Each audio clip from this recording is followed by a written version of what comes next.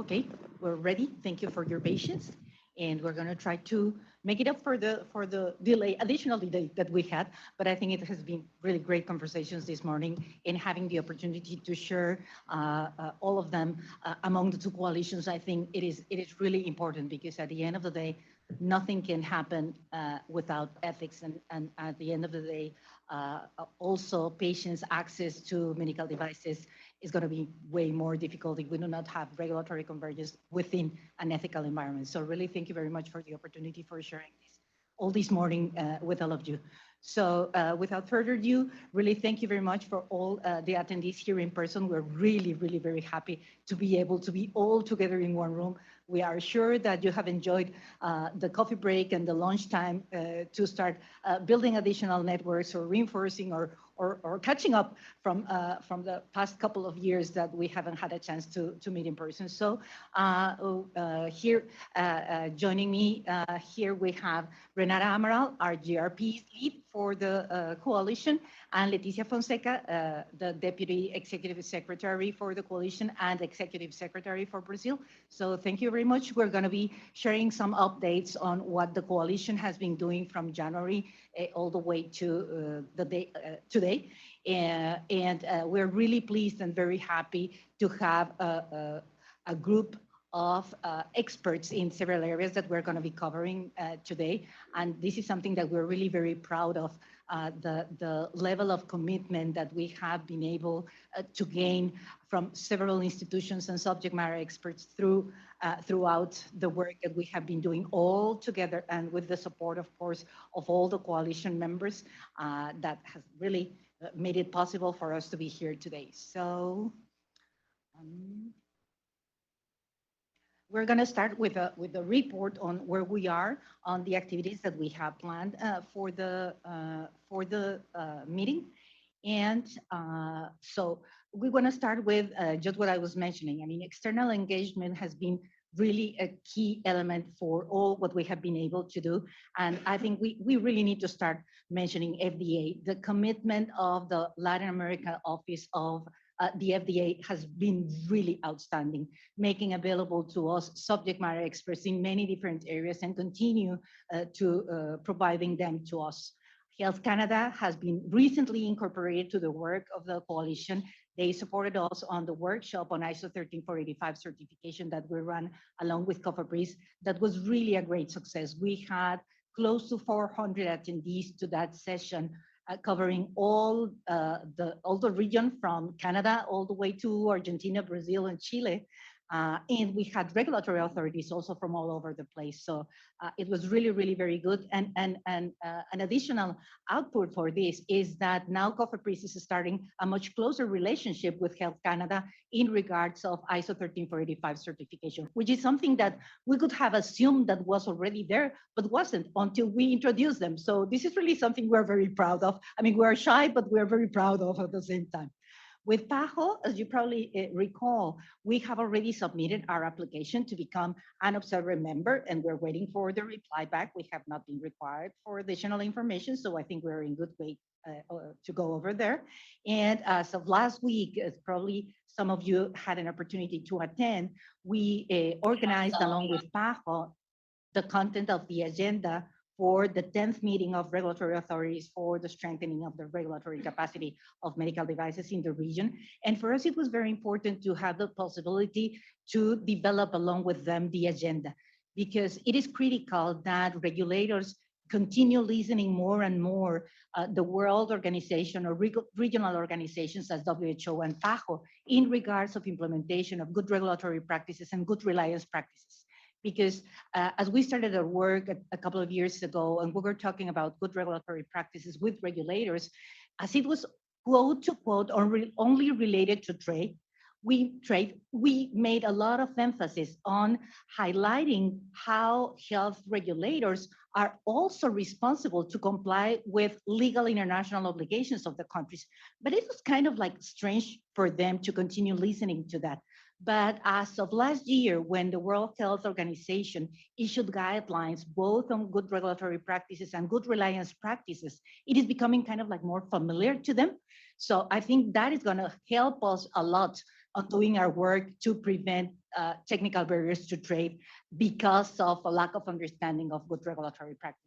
So, and we had the opportunity to have PAHO themselves with Alexandra Lemgruber talking about good regulatory practices, and regulators from the region talking about their efforts on implementing reliance. So, and that was part of the contributions that as coalition we did for the organization of that event. Then we are also members now of the Global Harmonization Working Party, and we had an initial meeting with them to try to identify some opportunities to make the documents that they issue that are priority for a region available in Spanish. So this is something we're only exploring now. We're at an exploring stage now, and we really put a lot of effort in this, and not only with them, but all international references to become available in Spanish, because we're all aware that that can be an enormous barrier in order to advance on good regulatory practices and good reliance practices. Then for ISO IEC TC210, we have already submitted our application to become a liaison for the committee. With AMI, they have been very supportive on many of the different work items that we include in our agenda, and lately with the workshop on the ISO 13485, and also with auditing organizations just as DECRA, that they have also been very supportive for the work that we do. We are also in a continuous engagement with the American Business Dialogue, with the Inter-American Development Bank. With them, we develop a survey that we're going to be talking a bit later on good regulatory practices.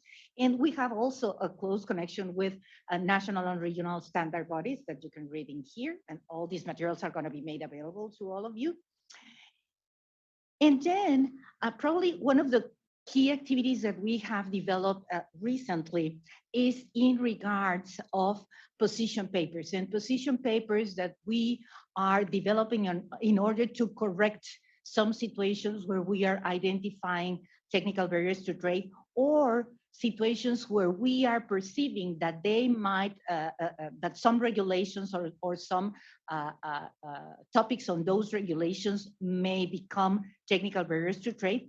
And the latest that we put together was for Mexico in regards of the good manufacturing practices for medical devices, that as of a couple of weeks ago, we have already shared with COFEPRIS, with the Secretariat of Economy in Mexico, with the United States and with Canada, because the way we develop that is that if we manage to solve all the issues that I included under the USMCA in regards of misalignment with international references or standards, or in regards of duplicative efforts or duplicative requirements for mainly the contract manufacturing activity that is available in the country, as they are stated again in the USMCA, whatever other agreement or treaty that could be also including these items is going to be solved by that.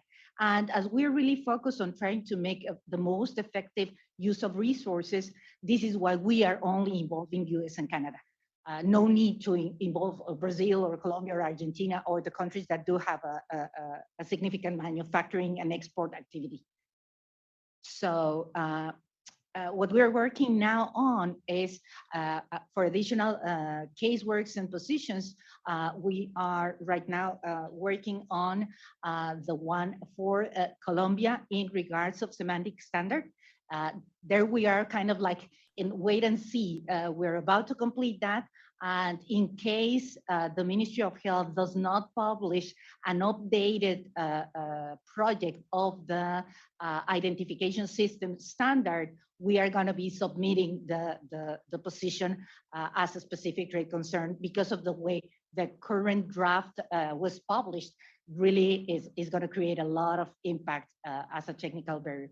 And from the regional perspective, we are working on developing a position on the implementation and the impact in regards of workload to the regulatory authorities because of the enforcement of EU MDR IVDR. This is something that we started last year, and we had initially projected that the biggest impact was going to be during 2022 and 2023. But because of the delays in Europe, We are expecting now, and this is something that we gather through the conversations that we have with MedTech Europe, that is going to happen more like in 2023 and 2024. But still, this is something that might generate a big impact in terms of a really tremendous additional workload for the regulators in the region. There are a couple of other items like country of origin, the paper-based apostille processes, and we're also going to be developing another one on software as medical device, as there are several regulators in the region that are starting to work on that, and we want to prevent them to develop their unique requirements for this regulation. So as of documents availability in Spanish, we have produced the translation of the FDA's emergency use authorization guidelines. And for the IMDRF produced documents, we have already completed the ones related to software as medical device and clinical investigation. They are, of course, non-official translations, but they are all available at the coalition's website. As for training policy sessions, this year we have held a few of them. One, along with USAID, TCA, EMD, we run a webinar on standards, trade, and innovation. We also had a meeting with Alcon, the regulatory LATAM group. We also held the continuation of what we started last week on a webinar series on utilization of international standards, and we have all these entities participating as speakers in our sessions. And the most relevant thing of this is really, it is, at least for me, it's kind of like a little overwhelming to look and see all these entities participating. But the most important thing is that all of them had really very valuable information that was shared with us. And that is also available in the website. So whomever is interested and in need to learn about some particular item coming from these entities, it is available in the website. It is really one click away that we can gain access to all this wealth, tremendous wealth of knowledge. So this was the fourth session where we had not only international institutions, but we also had representatives of different countries on how they are using them, how do they interact with the different sectors, what are their key activities, and how they were inviting all of us to get engaged in their activities. So then we organized, as I already mentioned, the workshop on ISO 13485 certification. And we have a continuous work with Colombia under the MDRC project, where we are on a weekly basis, and with the tremendous, enormous leadership and support from Susan Suarez, that is our liaison in Colombia, that we're really moving forward in these different topics in parallel. So this is something that is really, really very impressive. And with all of these, we have touched 1,410 individuals based, throughout all the different sessions that we have organized. And if we think on a person-by-person basis, the work that we're doing in Colombia, has involved 494, almost 500 attendees on those sessions. So it is really very interesting to see the level of outreach that we have gained. And the idea, and we are hopeful that because of that, every day it is going to be easier to hold conversations with regulators that will allow us to prevent any potential technical barrier to trade. And instead of devoting enormous amount of resources on putting together specific trade concerns, that we can really use them to help them to put together fully aligned regulations with international standards and make it possible for patients to access more easily the medical devices that they need for their treatment. And as for upcoming events, we have planned the webinar series on software as medical device that we're planning for that to take place late June, July, and stability studies for medical devices as well, that most probably is going to be taking place in October, plus some additional ones that we do not have yet specific dates. So we will be sharing with you all the information in that regard soon. We also want to share with you that for our newsletter, we have now an audience of over 1,000 subscribers, and we have issued 11 newsletters up to date. And we're really very hopeful that you have a chance to look at the content on that, because those include all the updates that we do that we upload to the website, and that includes really the direct links to all the activities and all the materials that we develop. And then talking a little bit about the MDRC project that most of you are familiar with.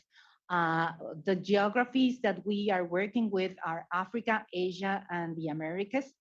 And we have a program that we have developed for Africa. We're working together with the African Medical Device Regulators Forum. And specifically for the countries, and South Africa is the one where we are advising probably the most. We have already developed a capacity building plan that is intending to cover the topics that are included there. For Asia, we're working with Indonesia and Vietnam, and we have already organized, and it's going to be taking place in July, the first good regulatory practices and medical device regulation, that is going to be hosted by Indonesia, but that is going to have a regional scope. And we also are going to be developing some regional meetings in order to address the specific priorities that have been discussed along.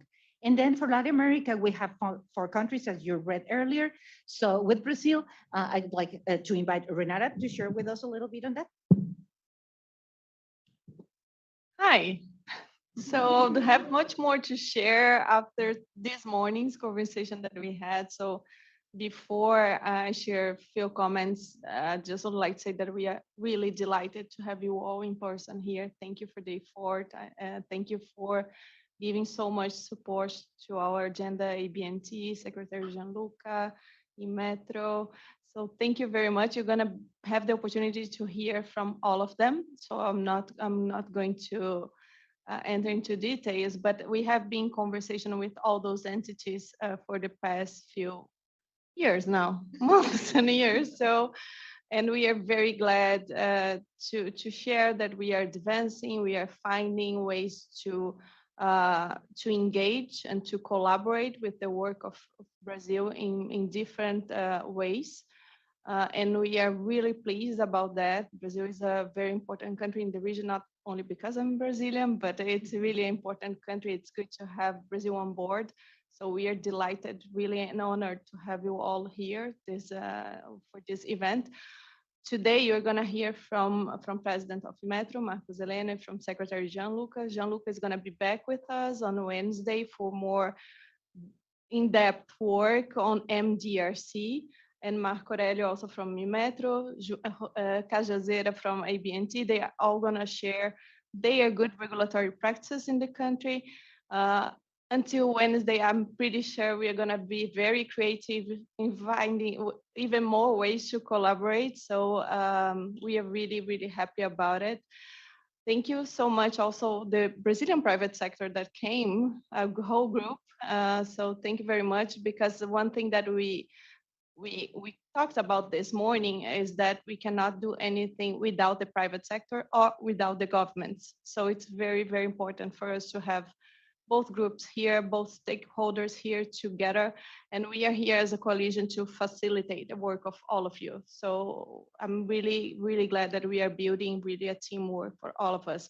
With Anvisa, we have been having conversations as well on collaboration in different ways. But I think Anvisa, we're gonna have more to share probably next year. This year, we are advancing more with Imetro, CI, ABNT, also partially with the Secretary of Foreign Trade of Brazil, also part of the Ministry of Economy of Brazil. So I'm really happy to share that we are really finding ways to collaborate even more. I think it's an important country, as all the other countries of the project. So I'm really pleased to share that I think Brazil is a very good partner of this project so far. Thank you, Renata. So then I'm not going to go through all the details in these slides. You will have them available, but it is just to summarize the way we're working with all these other countries under the MDRC project. As we have designed this methodology as to capture several items that we understand that created bottlenecks or challenges during the pandemic. and that we consider, along with the regulators and the private sector in these countries, that would, based on the lessons learned from the pandemic, that are going to be helpful while the recovery from COVID-19 and for the future to come.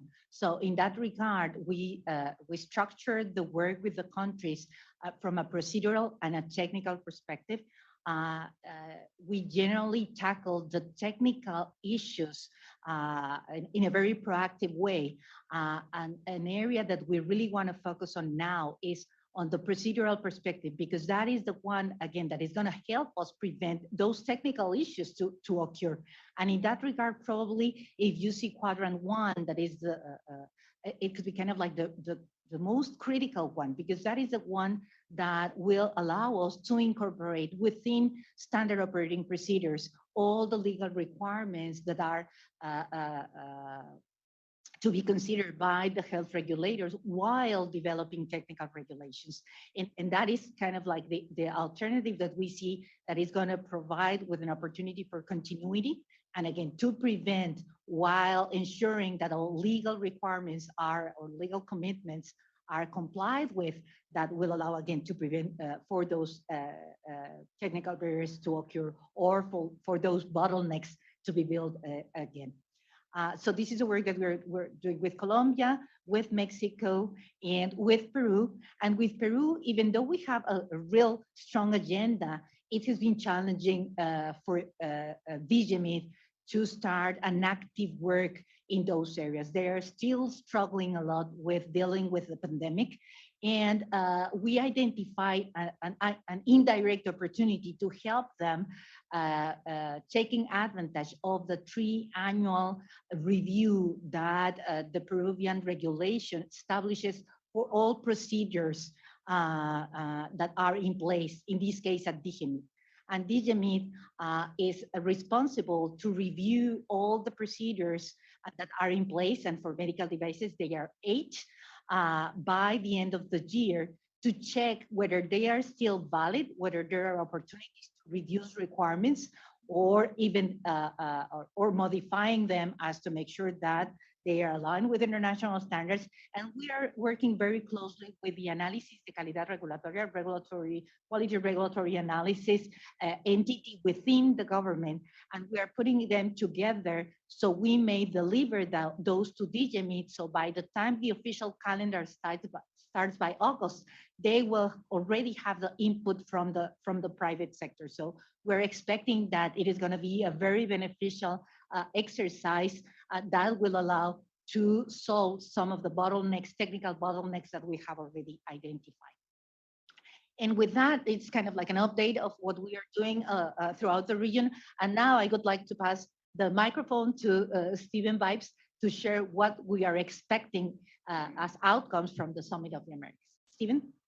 Thank you, Sandra. And I know that for many in the room, we have the same configuration, but we do have a different set of people that are connected with us virtually online. It's a different coalition with some overlap. And I think it's worth highlighting also, again, the connection between the work that this coalition does on good regulatory practices, medical device sector, regulatory convergence, and also ethics. Very much that, and that will be the highlight of the session tomorrow morning. But I again also wish to reinforce my welcome of all the authorities that are connected online and that are with us here in person today. Your participation is essential to this work. And just maybe taking one step back, we as an industry are dedicated towards removing every manner of barrier between patients and life-saving and life-improving medical technologies. And in that diagnosis of what those barriers are, there's many different barriers that can be categorized as, health system, business environment, trade. And this coalition really looks at all the different aspects, health and say governance and trade. And on the health side, we've got good reference documents in the form of the International Medical Device Regulators Forum, the World Health Organization, to some degree, the Global Harmonization Working Party, and the other relevant international standards, such as ISO and IEC. But on the trade side, we also have very good reference documents, including the requirements of the OECD, the Organization for Economic Development and Cooperation, the elements of the World Trade Organization, technical barriers to trade agreement. And even within that TBT agreement itself, you've got many binding trade commitments that constitute relevant international law that serve as the basis for the regulatory processes within the respective governments. So as we as a coalition, we spend maybe 25% of our efforts on foundational good regulatory practices as it pertains to all sectors, and maybe a 75% focus on medical device specific. But one of the main focuses for our work here today and this week is a particular focus on the tier one, what we call the tier one, the foundational GRP, as it affects this sector, as it affects all sectors. And it's not just for health and not just for medical technologies. And we wanted to make that distinction. We as an industry try to be very forward leaning and do our role, but when we are talking about foundational GRP, it really is the rules of the road for how it affects everyone. And we note how, for example, it's a requirement of the WTO that regulatory authorities in countries use the relevant international standards as a basis for technical regulations. And when that doesn't happen, you get regulatory alignments that create the bottlenecks for health and pandemic response. So we are working all together with all the different stakeholders, ministries of trade, ministries of health, regulatory agencies, standards bodies, industry, and others, customs authorities, to really holistically attack the problem. And we're really appreciative of your efforts. And it's that mindset that we've been working in the context of the Summit of the Americas, trying to work on all of these different fronts to advance GRP and sector-specific regulatory convergence. We'll see by the end of the week where we land. But as we come into this week, we've kind of focused on maybe 4 different categories of outcomes. One are the recommendations of the ABD, which is the Americas Business Dialogue. These coalitions and many of the entities represented in this room, and also associations and companies, are members of the ABD. The ABD is a Pan-American Business Alliance, recognized as the primary private sector input to the Inter-American Development Bank. It has different working groups. I happen to be chair of the Regulatory Cooperation and Transparency Working Group with a lead on the GRP work stream.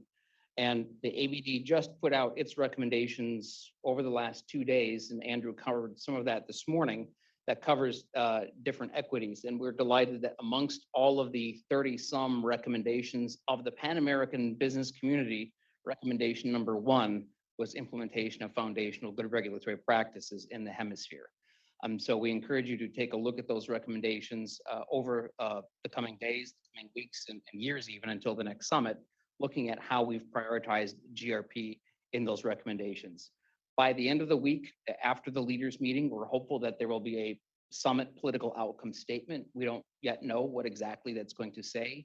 We've been engaged in various consultations with the US host government and with the other governments, and we're cautiously optimistic that the political outcome statement will also embrace several areas, including regulatory, democratic governance, transparency, procurement reform, et cetera.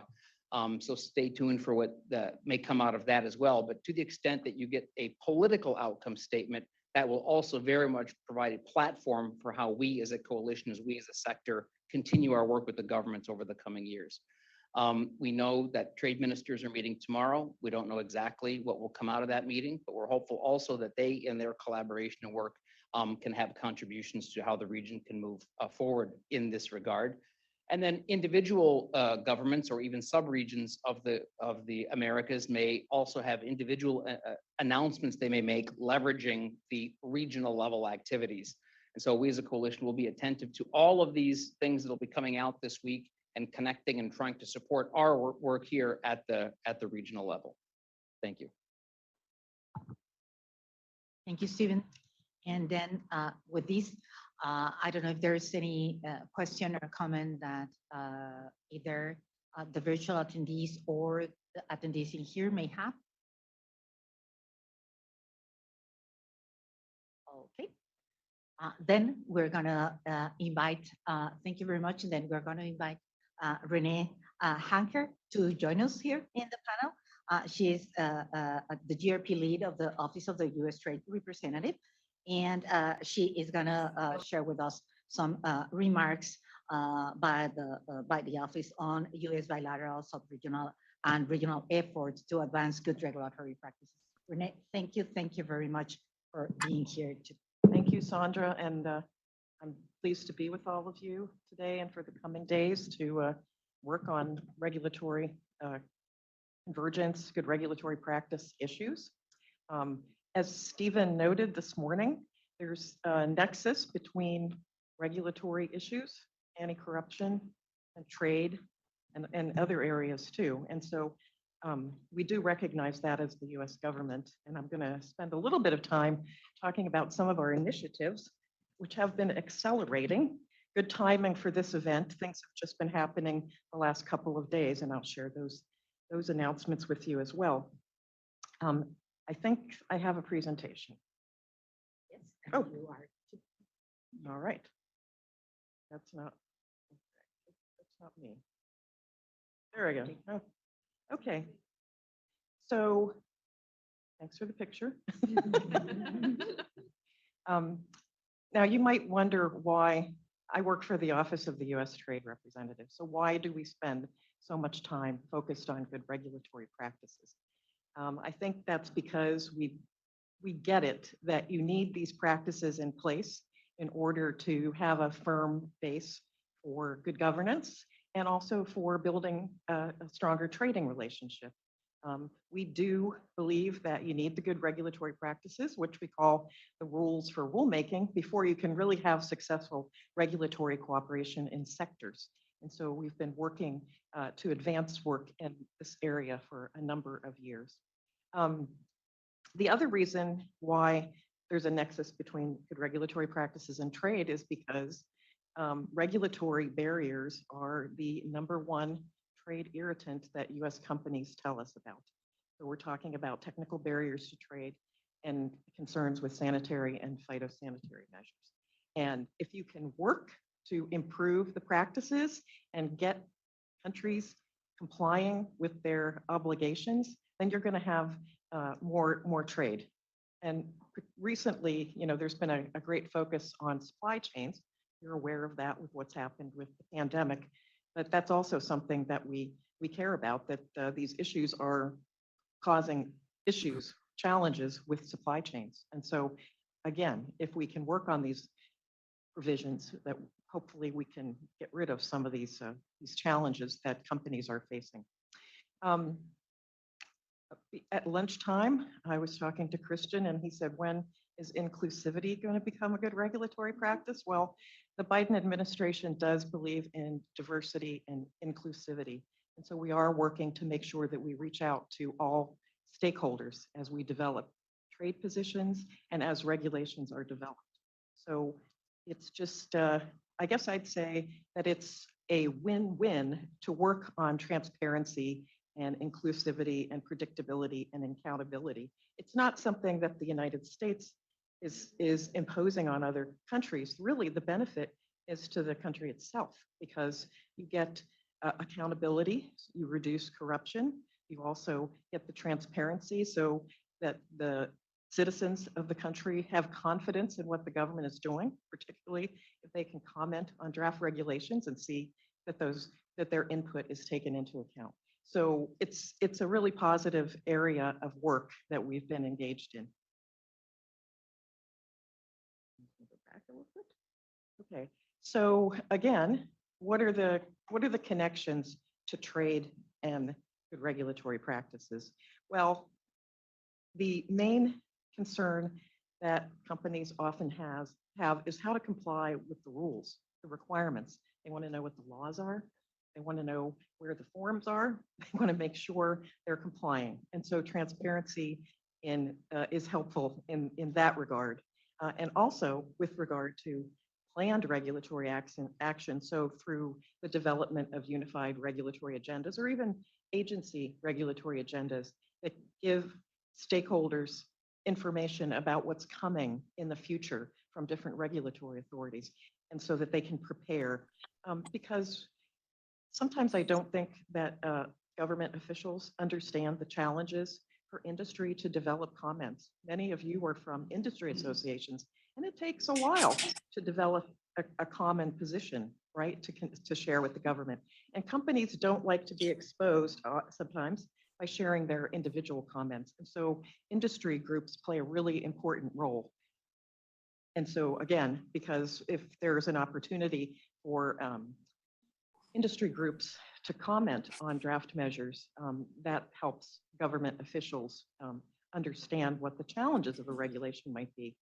We also often tell our trading partners that they should assume that they don't know everything, right? They think they know everything, but they don't do the research. They don't go out and search for what other governments are doing. They try to create their unique requirements. And that can be, I mean, again, it's a trade challenge. We understand that they have statutory authorities. They have concerns, especially in this area where you're talking about human life, that they don't want to see that authority. But as you all know, there's been lots of work that's been done internationally to develop baseline documents to help implement regulations for medical products. The other, there's also a requirement both in the TBT agreement and the SPS agreement that countries notify draft regulations and take input from interested persons. What we often find is that it's a tiered approach where they will do consultations domestically and then reach out and notify the WTO. Well, that gives stakeholders outside the country less time to comment and react. And that's something that we're working on in the WTO in terms of some recommendations on transparency that we're developing. I mean, it's really important that, that there be convergence, that these notifications go out domestically and internationally at the same time. And Stephen's favorite topic is the use of international standards, which of course are referenced in both the TBT and SPS agreement in different ways. And so we are advocating that countries continue to rely on international standards instead of creating unique standards. So the final area, well, there's more, but these are some of the highlights that I know you might care about, is that it's very important for regulators to collect information, to look everywhere, to base their decisions on evidence and science, if appropriate, and to also, again, recognize that that information may exist outside their borders. So we see really good connectivity between our work on good regulatory practices and the efforts in the WTO.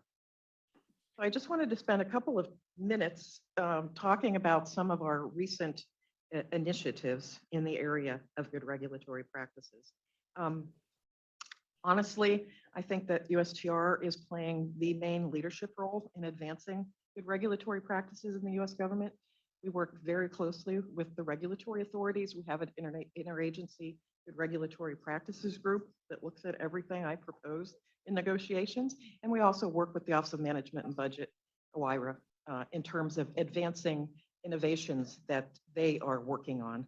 And one that I might call out is potential revisions to OMB Circular A4 on regulatory analysis. So we're expecting that there to be some changes because on the first day of the Biden administration, there was a memo on regulatory modernization that came out, and that included looking at regulatory analysis, use of benefit cost analysis, looking at equity issues, other matters. So I think that something's coming in that area very soon. So the U.S. Mexico-Canada agreement is our main agreement that advances good regulatory practices.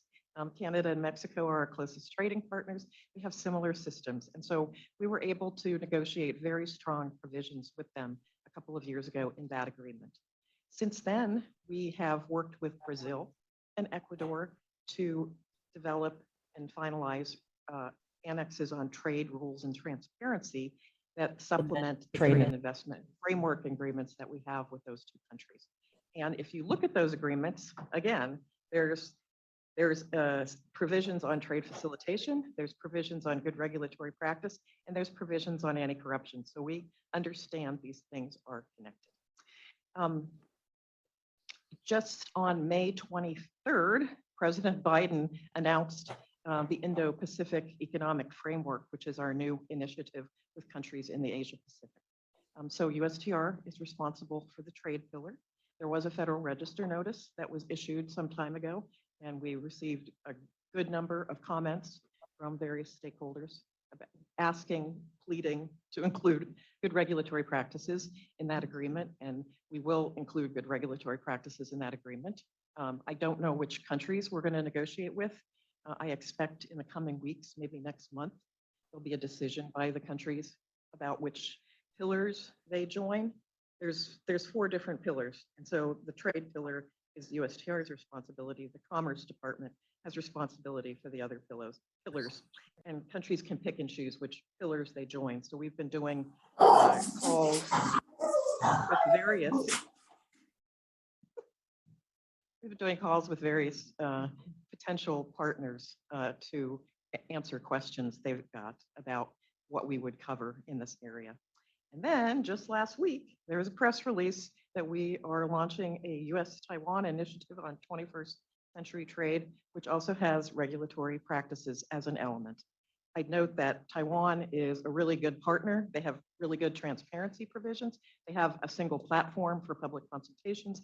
They use interesting technologies. They use crowdsourcing and other things to collect information from stakeholders. And so I think we can have an ambitious agreement with Taiwan. In the World Trade Organization, USTR has been advancing a number of transparency provisions. I talked a little bit about the need for notifications, domestic and international, to the WTO to happen at the same time. We're also working on encouraging members to notify their national quality infrastructure laws, because there have been a lot of changes in recent years. And it's very important that stakeholders everywhere understand what those changes are. And also, more broadly, coming up, we have a transparency proposal generally to encourage greater transparency in notifications by members and exploring ways that members can do a better job of submitting their notifications to the WTO. A lot of developing countries indicate they have capacity issues and resource challenges, and so we're working on some practical issues that might help in that area. And then APEC. So next year, the United States will host APEC here in the United States. And there is always a good regulatory practices conference. And so we're working right now to figure out what's going to be included in that conference. I'm expecting it to be a 2-day conference on the margins of the senior officials meeting in August. And we will be reaching out to our private sector to get their input. We're working internally in the US government now to work through some ideas for what we might propose.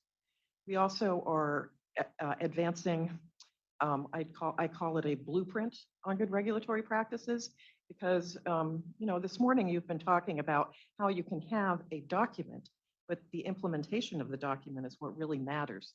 And so we know that APEC economies support good regulatory practices, but we need to think about identifying specific ways that they can advance those GRPs within their economy, particularly looking at issues of agile regulation and use of technology in good regulatory practices. So, so that's coming. We also have underway a bilateral GRP project with Peru on public consultation, supporting them to implement their RIA law that was passed by their Congress last year. And we're just beginning work with Indonesia, also on good regulatory practices, working with the coordinating Ministry of Economy.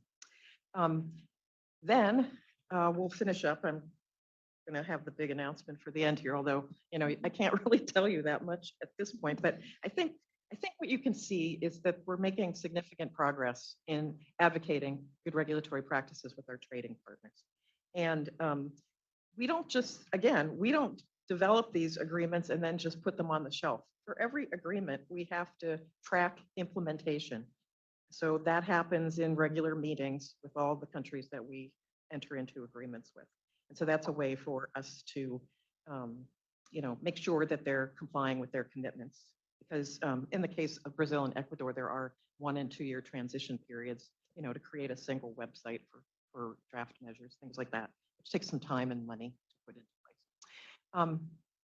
place.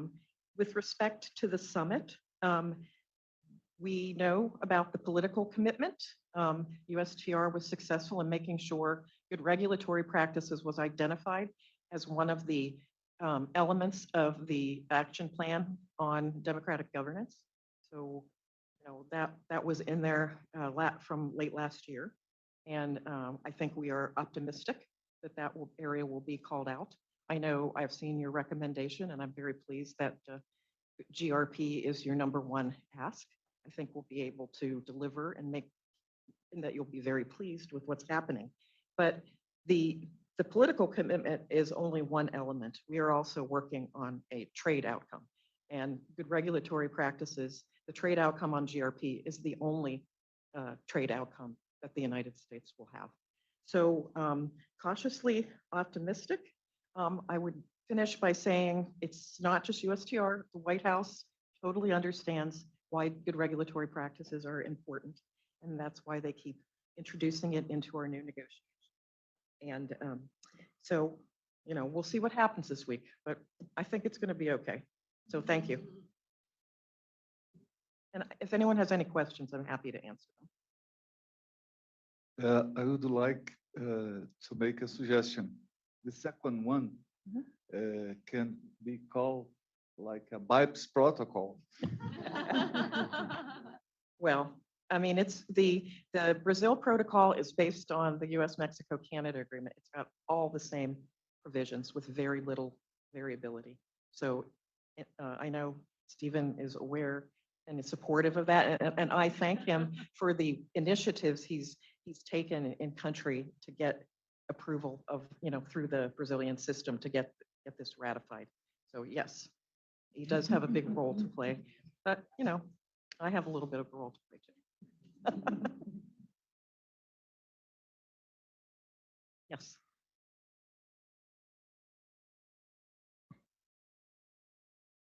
Thank you, Rene. I'm Cristina Murgatio. I'm representing ASADIM from Ecuador. We're very pleased as to the future protocol of trade rules and transparency. The question that I have is there any way that we can get support in order to educate the government as to good regulatory practices and the implementation of transparency? Who will be the interlocutor between the private sector and the embassy and the USTR? Because we feel like if we don't put pressure through the government, the United States government, the subject is not going too much going forward. We have an advance on it. We introduced in the regulation, in the production code regulation, good regulatory practices rulings, but we need to implement the secondary regulation in order, and also to train all the public institutions. So how can you help us as to that? Sometimes we feel like they don't understand what we're trying to do regarding that. I appreciate that the agreement was negotiated as the government was changing, but we were pleased that the new government still supported and endorsed the protocol, but most of the efforts are at the highest level. Now, having the highest level political commitment is super important, but you also need the regulatory agencies to understand what they need to do. We can explore capacity building efforts with my colleagues who cover Ecuador. We use the U.S.-Brazil commercial dialogue that Commerce leads to do work with Brazil. And, so there is an opportunity within this agreement to check in and to pressure to make sure that the secondary regulations are implemented. Like I said, we're not going to just let it go. We know that it can be challenging to get these things through, passed politically, but we will continue to watch what's going on there. And so I'm optimistic. I also, USAID is a big player in this region. I have colleagues at USAID that we work with on, and you'll be hearing from USAID in the coming days that we do work together. GRPs in the hemisphere have not been a funding priority for USAID. We're working to change that. It takes time, but we're trying. And maybe I can just build off of that and maybe offer for group consideration 3 avenues. One is the one you mentioned, Renee, possibly in the future having USAID funding for that. Certainly the coalition, independent of the MDRC, stands ready to work with Ecuadorian and other authorities on foundational GRP training and capacity buildings.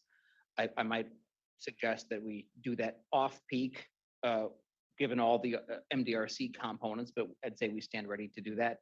And maybe Renee, perhaps one question for you and for your colleagues that cover TBT is in the context of the triennial review of the TBT agreement.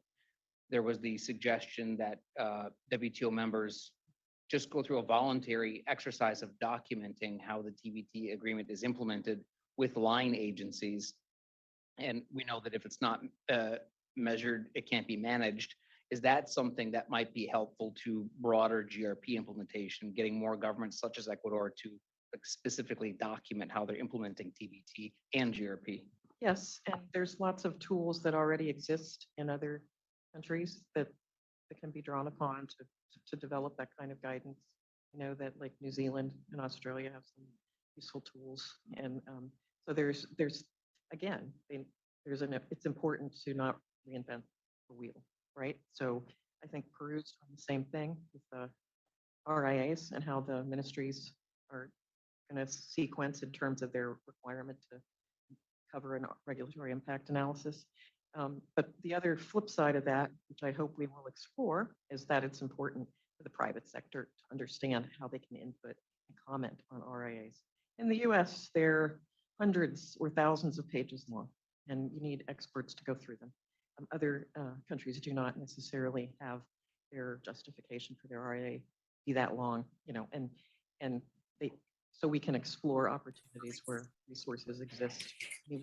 One thing I might mention is in terms of the US-Canada North American Leaders Summit, we are working to make sure that we collaborate on good regulatory practices in various ways. So that's another opportunity we can take a look at. We have some opportunities to try to work in that area.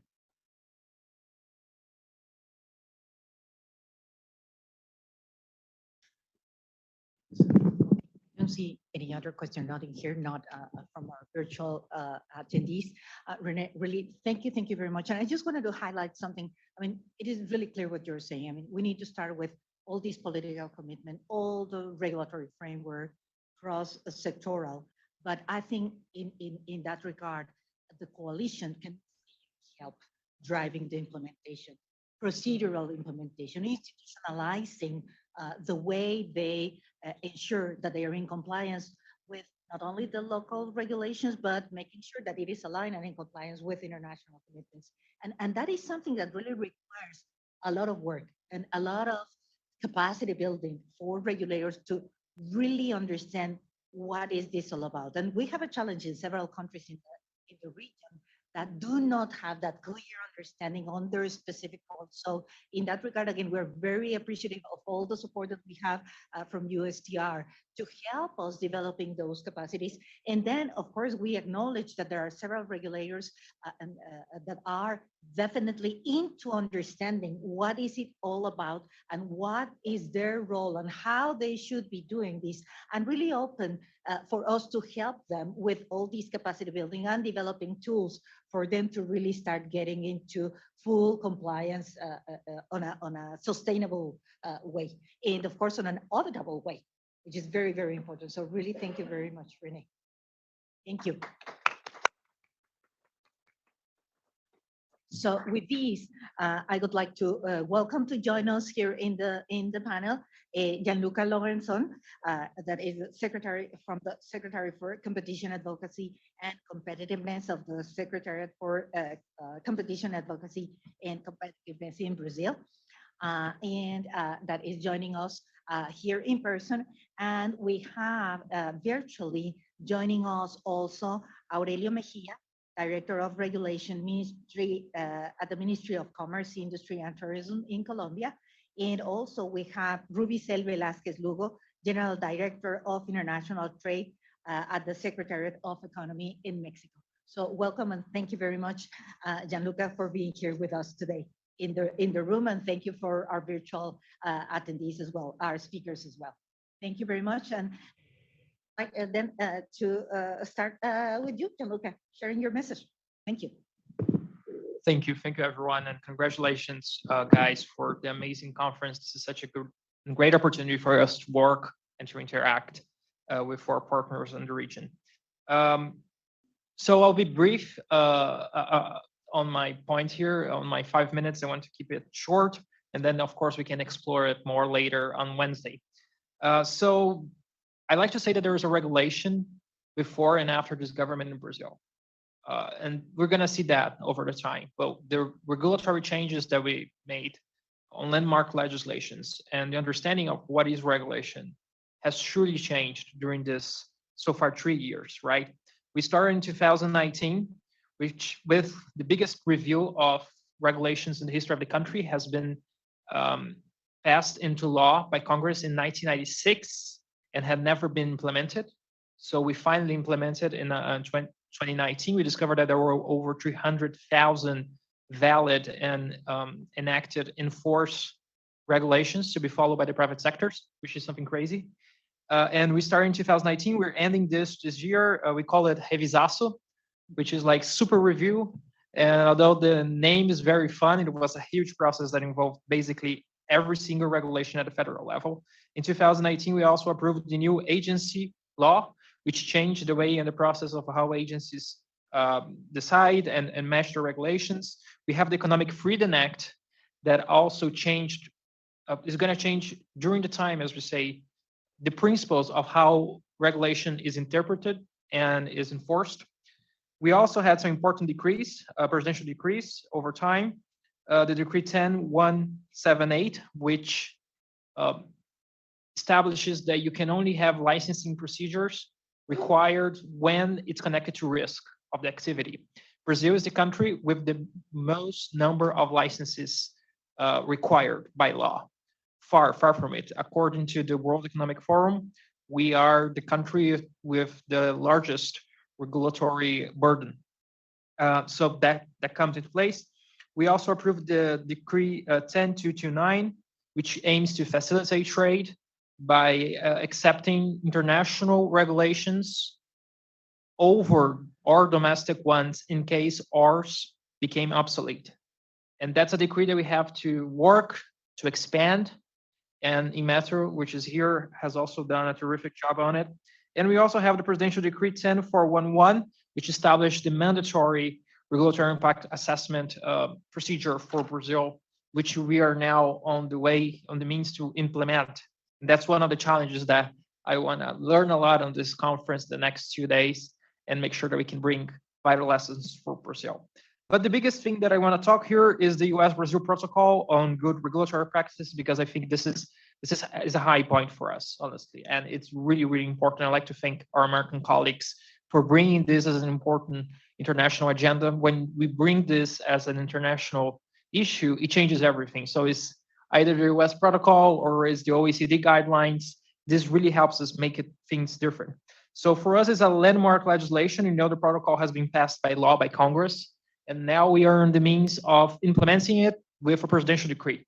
So if you ask me, okay, the U.S. protocol, U.S.-Brazil protocol is great. What does it take to become a reality? Is a presidential decree that's on the works.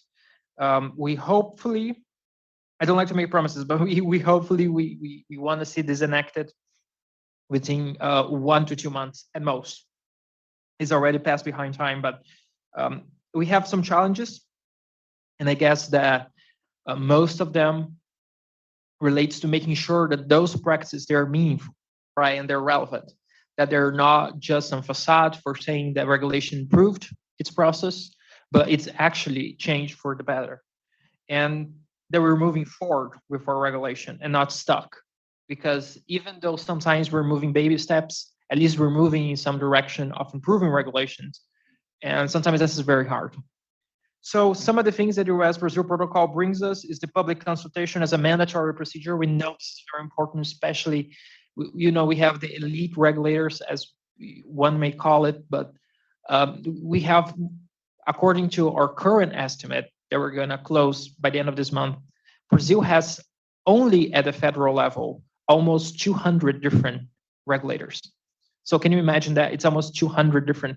And I know that medical devices, you have to deal with this like say on a daily basis, 3 or 4. So you can imagine that some sectors that have to deal with even more regulators. So we have mandatory public consultation. We're going to have a central website for all federal regulations, and hopefully after that we can do some machine learning work. We're working with our School of National Administration, Public Administration, so we can, make some connections and make sure that once you are a company with such as specifications, you can find everything that applies to you. We are doing with the protocol push for quantitative methodology, which is really a challenge for Brazil. Things are way too subjective. And when we can put numbers on it, things change drastically. And of course, the US is a great partner for us to exchange expertise. So we're looking for that. We're going to have also a central RIA website and data set.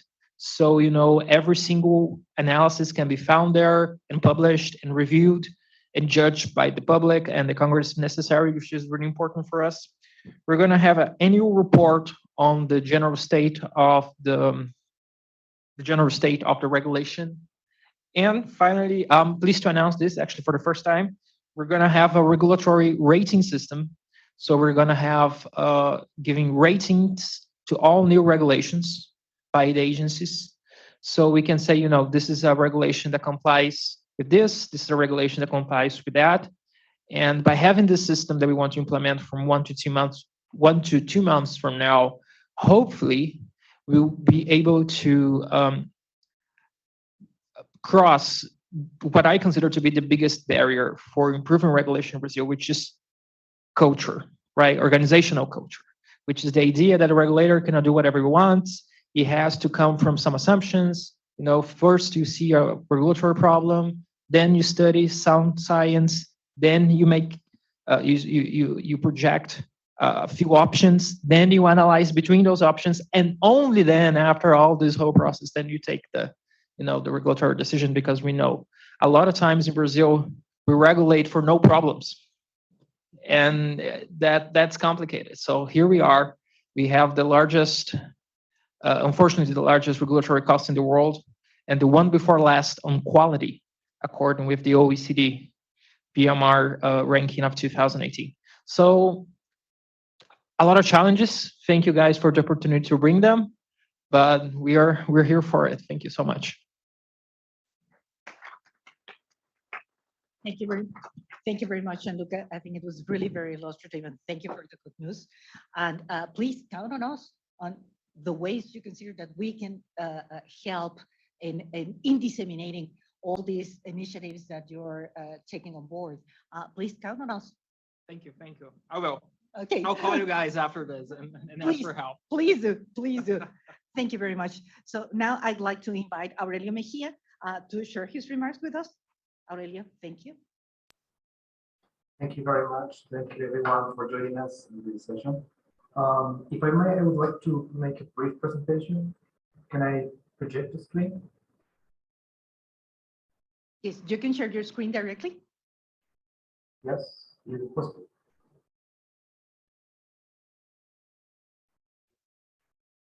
I don't know if it's possible. If not,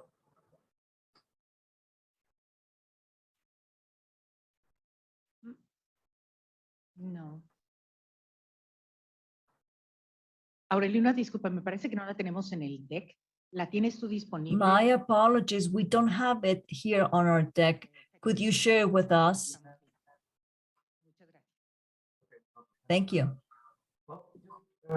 some brief comments on the evolution of regulatory practices in Colombia, good regulatory practices.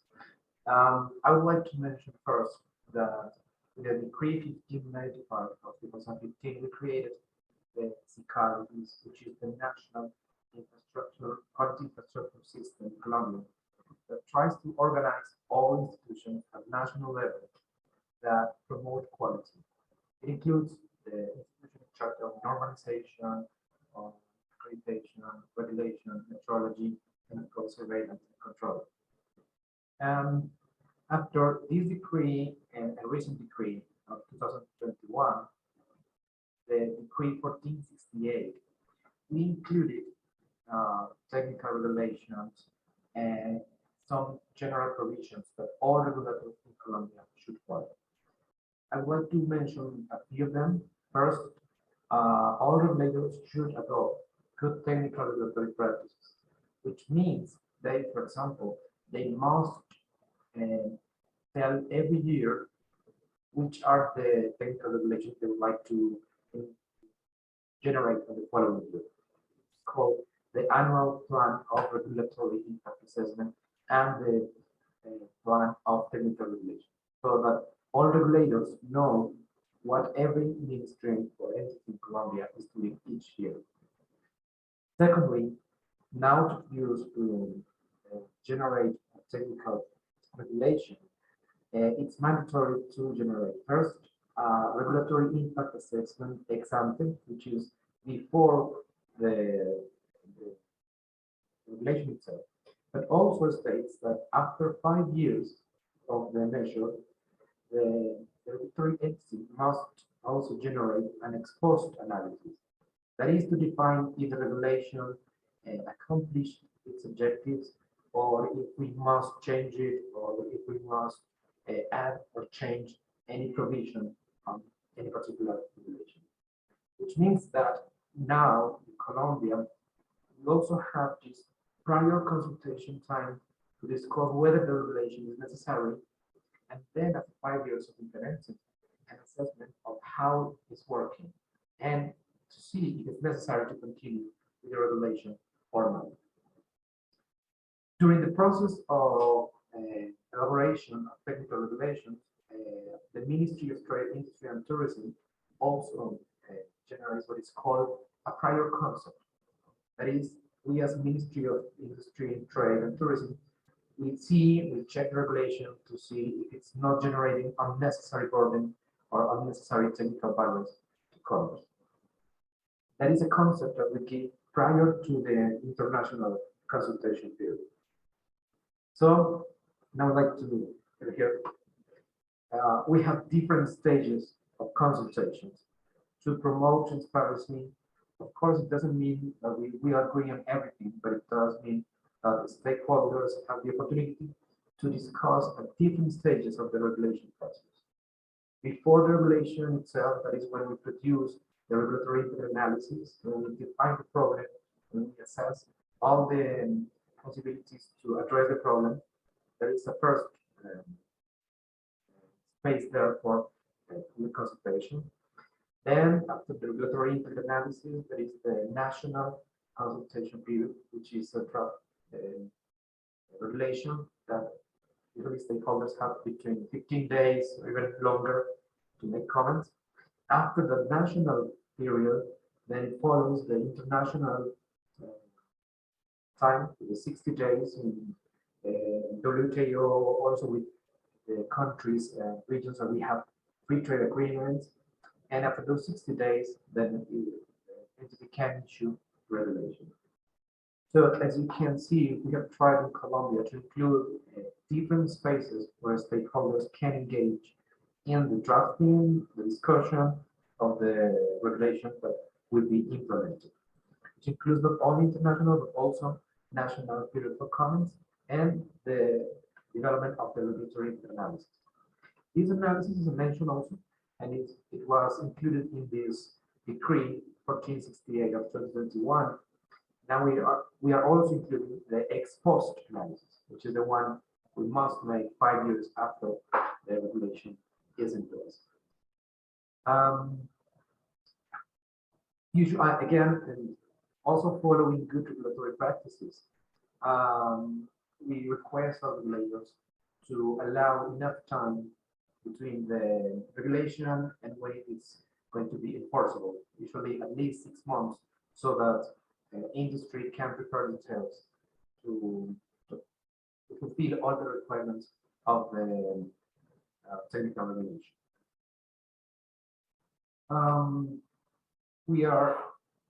We're committed as a government to ensure that every regulation follows a similar structure.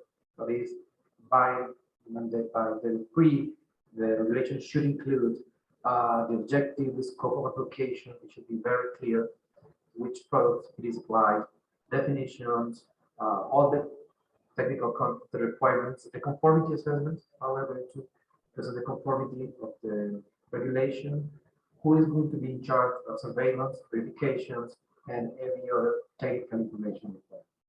Okay? So this is a general decree, the presidential decree, it's not only for the Ministry of Trade, but it applies to all regulatory national. We have a strong commitment to implement regulatory practices in Colombia. We understand, we are confident that they allows us to facilitate commerce, they reduce unnecessary burden to firms, and of course it promotes transparency in all the regulation process. The WTO-TT agreement is also the base for all our free trade negotiations. It's always included in every negotiation that we may have with other countries. Thank you very much for the opportunity to share some information and developments in Colombia.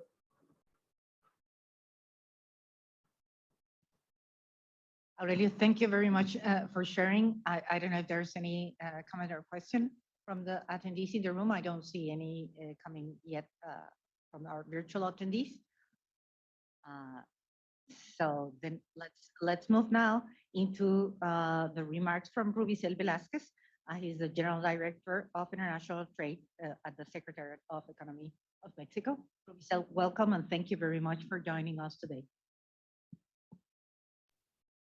Thank you, Sandra, and thank you, the Inter-American Coalition, for the invitation for to our country to share some thoughts and some elements of where we are in terms of good regulatory practices. As we have a service of translation, I will be switching to Spanish in the understanding that our presentation can be shared later on an English version. So I'm gonna share my screen now. Just give me 1 sec.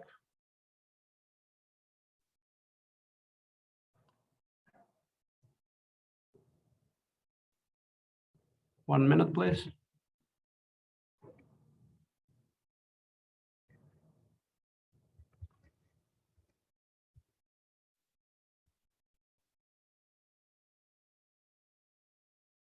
You see, hold on. I have my notes there. 1 sec.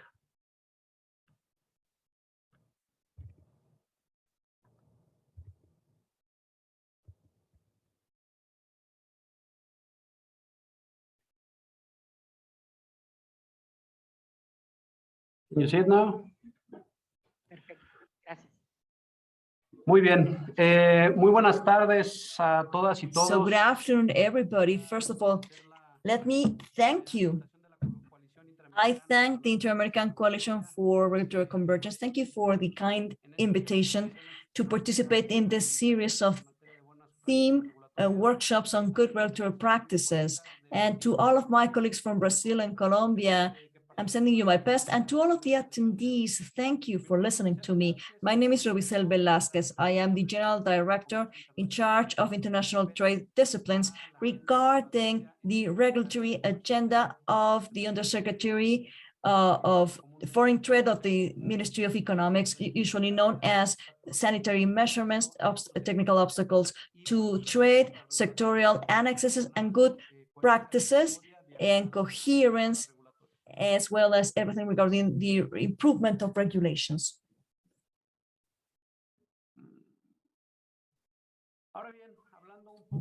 So now let's speak about where we're at in our network of international agreement. Mexico has signed 14 free trade agreements with 50 countries. Therefore, we have access to more than 1,300,000 potential consumers. And in this network of those 14 free trade agreements, most of them we have included chapters on technical obstacles to trade and good regulatory practices with new generation disciplines. So I'll speak about this in a while. What do I mean by this? The chapters are meant to promote transparency and active participation of the parties who are interested in different regulatory processes in Mexico for the elaboration and implementation of regulation. And in this case, let me share with you a very brief understanding of the commitments that Mexico has undertaken with different commercial partners. You can see them on the screen. This is the network of agreements that we have on the one hand with US and Canada, USMCA, or as we call it in Spanish, TMEC, the ones we have with Central America, Panama, the Pacific Alliance with Chile,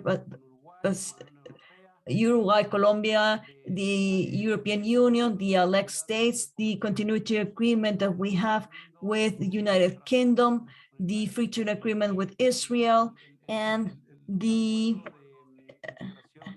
integration agreement of the Trans-Pacific Alliance, TPAC, including Asian economies, and as well from the Asian Pacific region, Japan, Australia, New Zealand, and some other countries.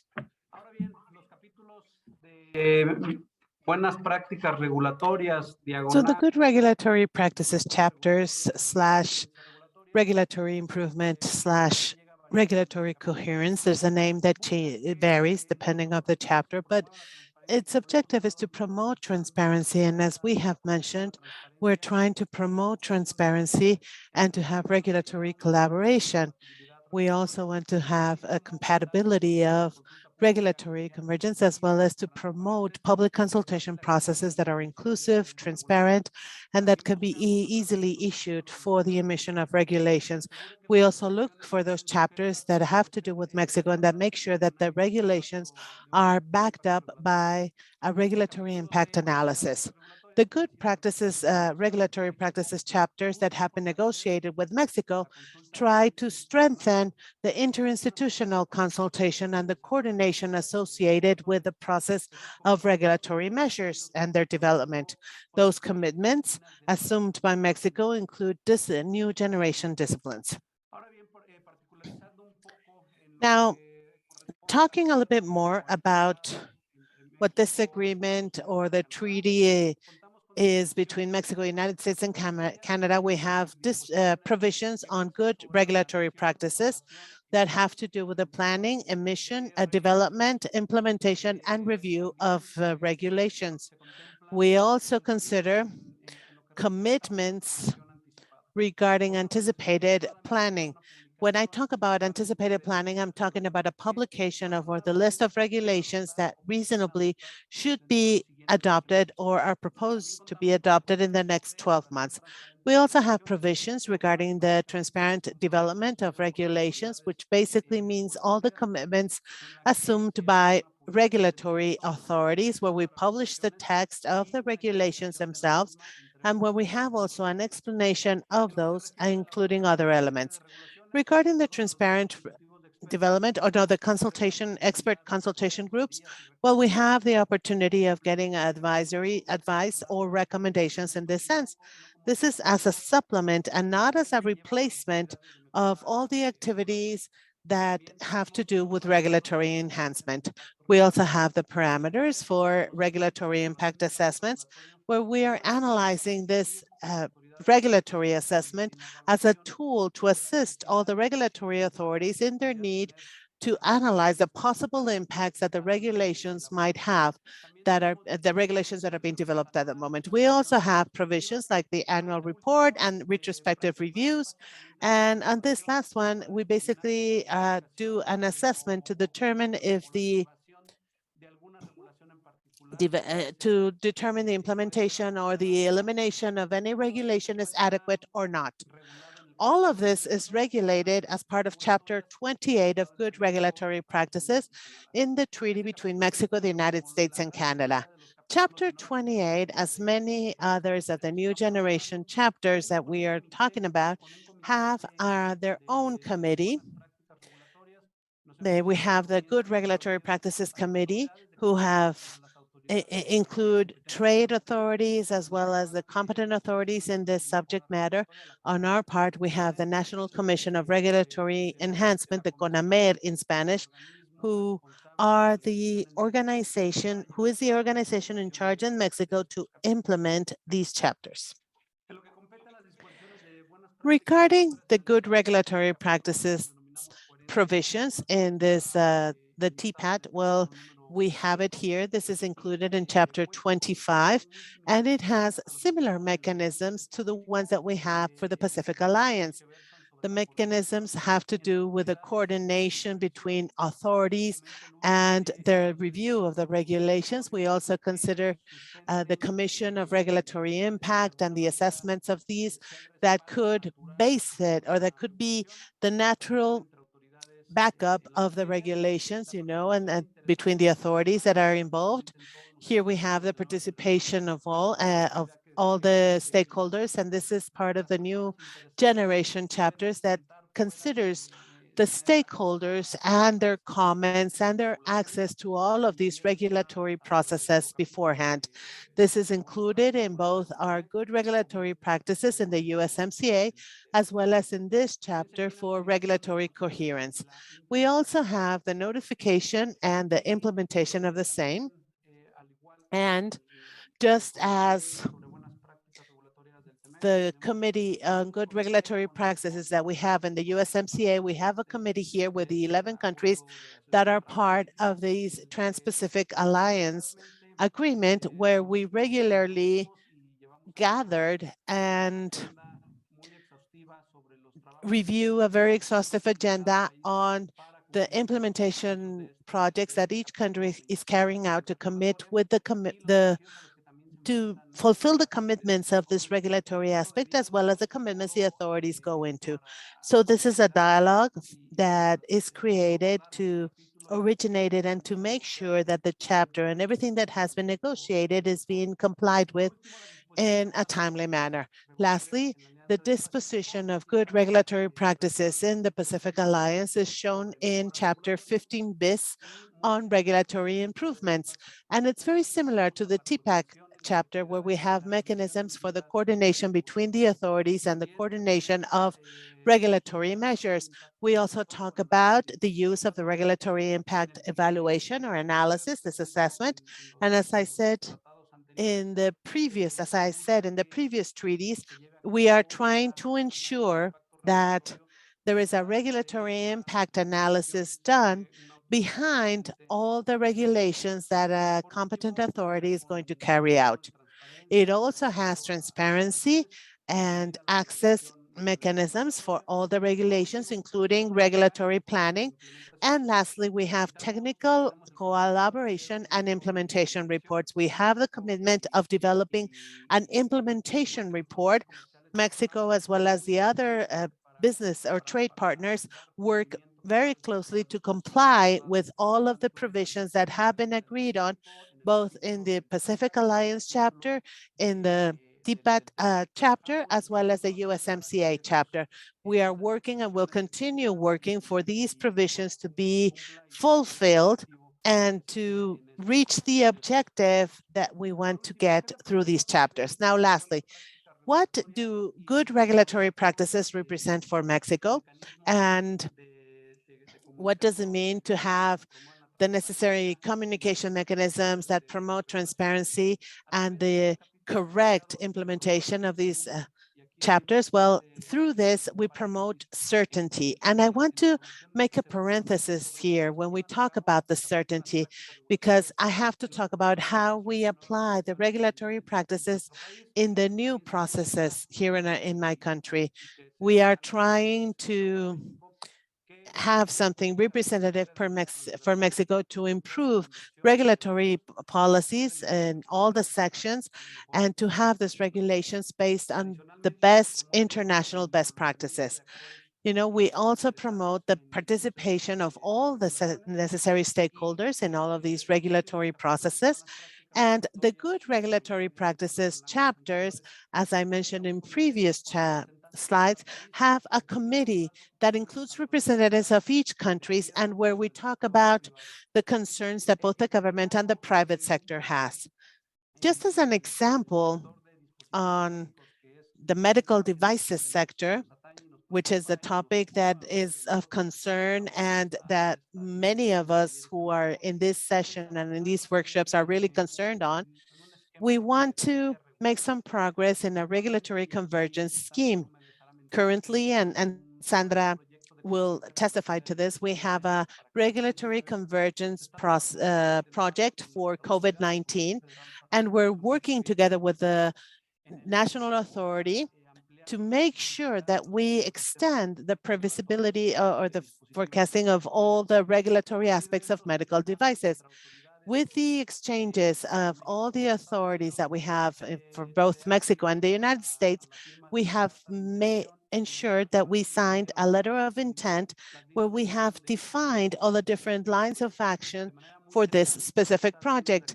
Very generally speaking, these lines of action have to do with the development of capabilities, good regulatory practices, the identification of international obligations of both public institutions like COFEPRIS in the case of Mexico and the United States the Mexican Pharmacopoeia. This is so as to include them in the necessary quality management systems and to cover everything regarding specific topics also. Lastly, this regulatory convergence project for medical devices, which is currently being developed between the authorities in the United States and Mexico, has allowed us to carry out training and preparation workshops that have been issued by the Unique Audit Service for Medical Devices. We've also developed a webinar for good regulatory practices where we're trying to create awareness and to acknowledge the importance of an effective implementation of all of our commitments for good regulatory practices, regulatory enhancement, and regulatory convergence. So that's all, and I'm open for any questions or observations that you might have, and thank you for this invitation. Thank you very much. I think it has been really interesting to learn in such a summarized way all the great things that Mexico is doing in regards of international trades, where good regulatory practices are an integral component. And I think it's also interesting to probably make a remark on how the MDRC project is also having visibility and follow up through the high-level economic dialogue. And we're very appreciative for that because I think that also help us with advancing in the objectives that we have defined for the project in Mexico. So we have a question here in the chat box. I'm going to read it in Spanish. It comes from Emma Escandón in Mexico. ¿Hay avances en la firma del anexo de compras a gobierno en el TLC con Centroamérica? The question is if there's any progress in the signature of the purchases annex, of the procurement annex from the government in the free trade agreement with Central America. For the implementation of this obligation. Unfortunately, I'm not the responsible one to provide any feedback, but I will be happy to convey to the right person within the Ministry of Economy, and I can follow up or she can follow up with a proper answer. Okay, perfect. Thank you very much.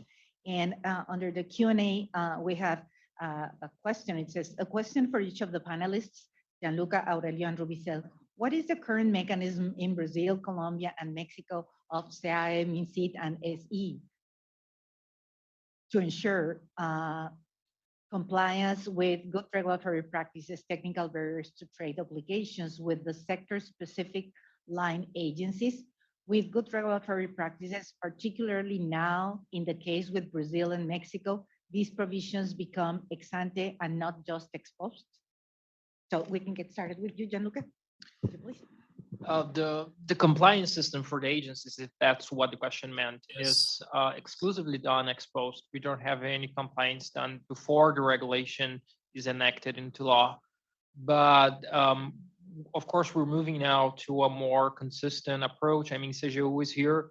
CGU does a terrific job applying those rules, specifically when it comes to procedures that have to be followed by the regulators before they enact any new norm.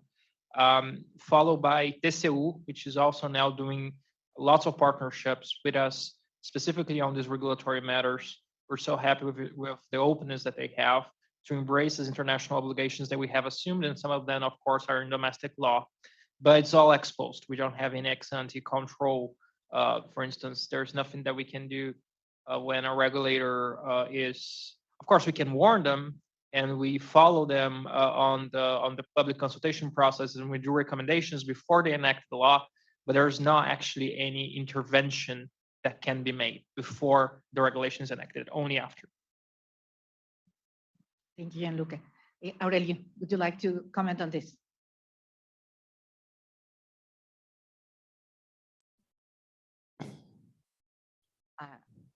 I see your microphone is closed.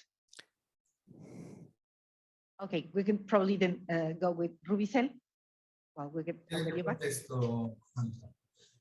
Thank you, Sandra. So we do have provisions or legislation in Mexico that provide a full mechanism or a full approach of how to evaluate regulation ex ante and post. So there is I am not myself the competent authority for provide a more accurate answer on this. As I mentioned, is the National Commission for Regulatory Improvement, CONAMER.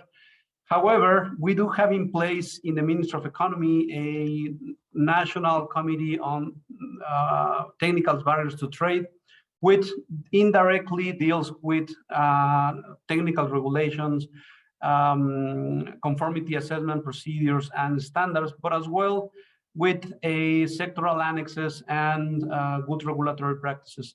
So we do have in place this mechanism where it's an open forum for everyone in Mexico to participate in such discussions, where they can provide any feedback or any concern that is after this national committee that we celebrate three times per year. We convey these concerns to our competent authorities. It can be the National Commission for Regulatory Improvement. It can be the competent authorities, such as the Federal Commission for the Protection Against Sanitary Risk. So this is the mechanism that we have within the Ministry of Economy to hear what might be of concern to anyone in Mexico, and also a forum to address those concerns to the relevant competent authorities. I'm really hoping that this might clarify this question. Thank you very much, Aurelio. And I think, Hernan, you were, I see Aurelio with your hand raised. Are you going to be commenting, or is it going to be Hernan? Okay, thank you.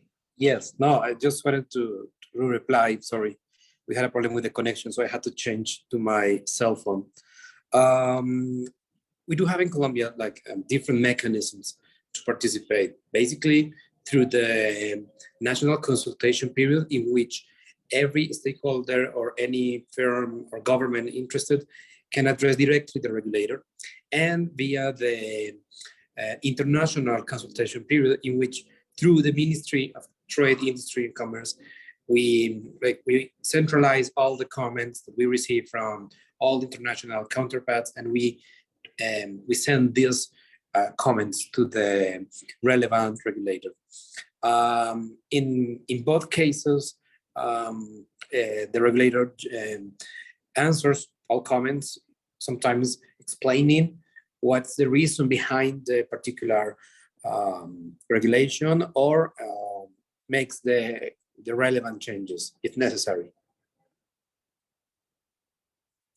Thank you very much, Aurelio. And we have a question here in the room, please. Sorry, it's not really a question, Madam Chair, it's just a comment. The sound, when the sound coming from the video conference, from my perspective, is much better than when you talk from.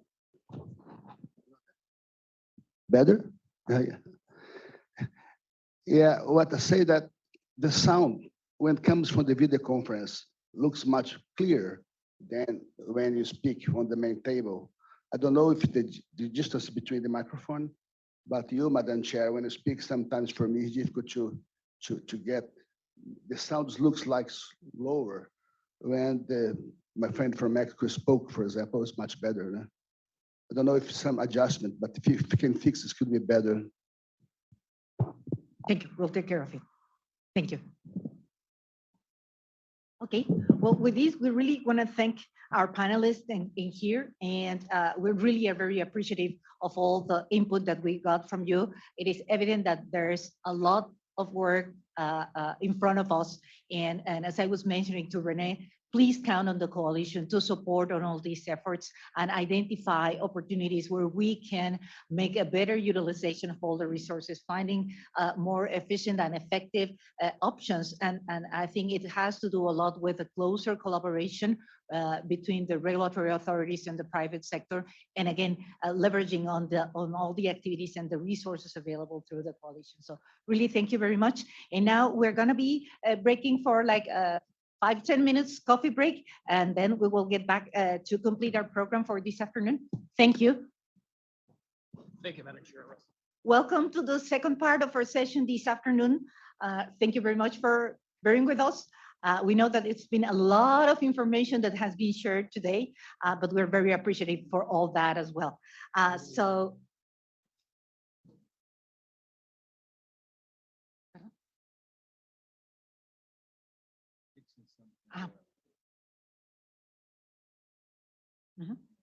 Okay, so we will continue our program this afternoon.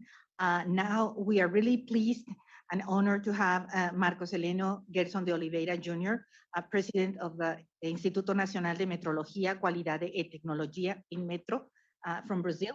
Thank you very much for being with us here today. The floor is yours.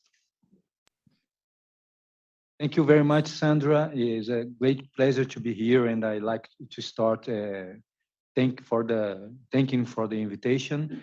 My English is not so good as Gianluca, but I'll try to make myself clear, and I will not lose the opportunity to practice, because you know, a foreign language, if you don't make the practice, you can't speak at all. So I will take this opportunity, and for advanced, I ask for your comprehension about some little mistakes that I can make. I think there's no problem about that. E-Metro is in the, you have the presentation? No. Diego sent to Renata.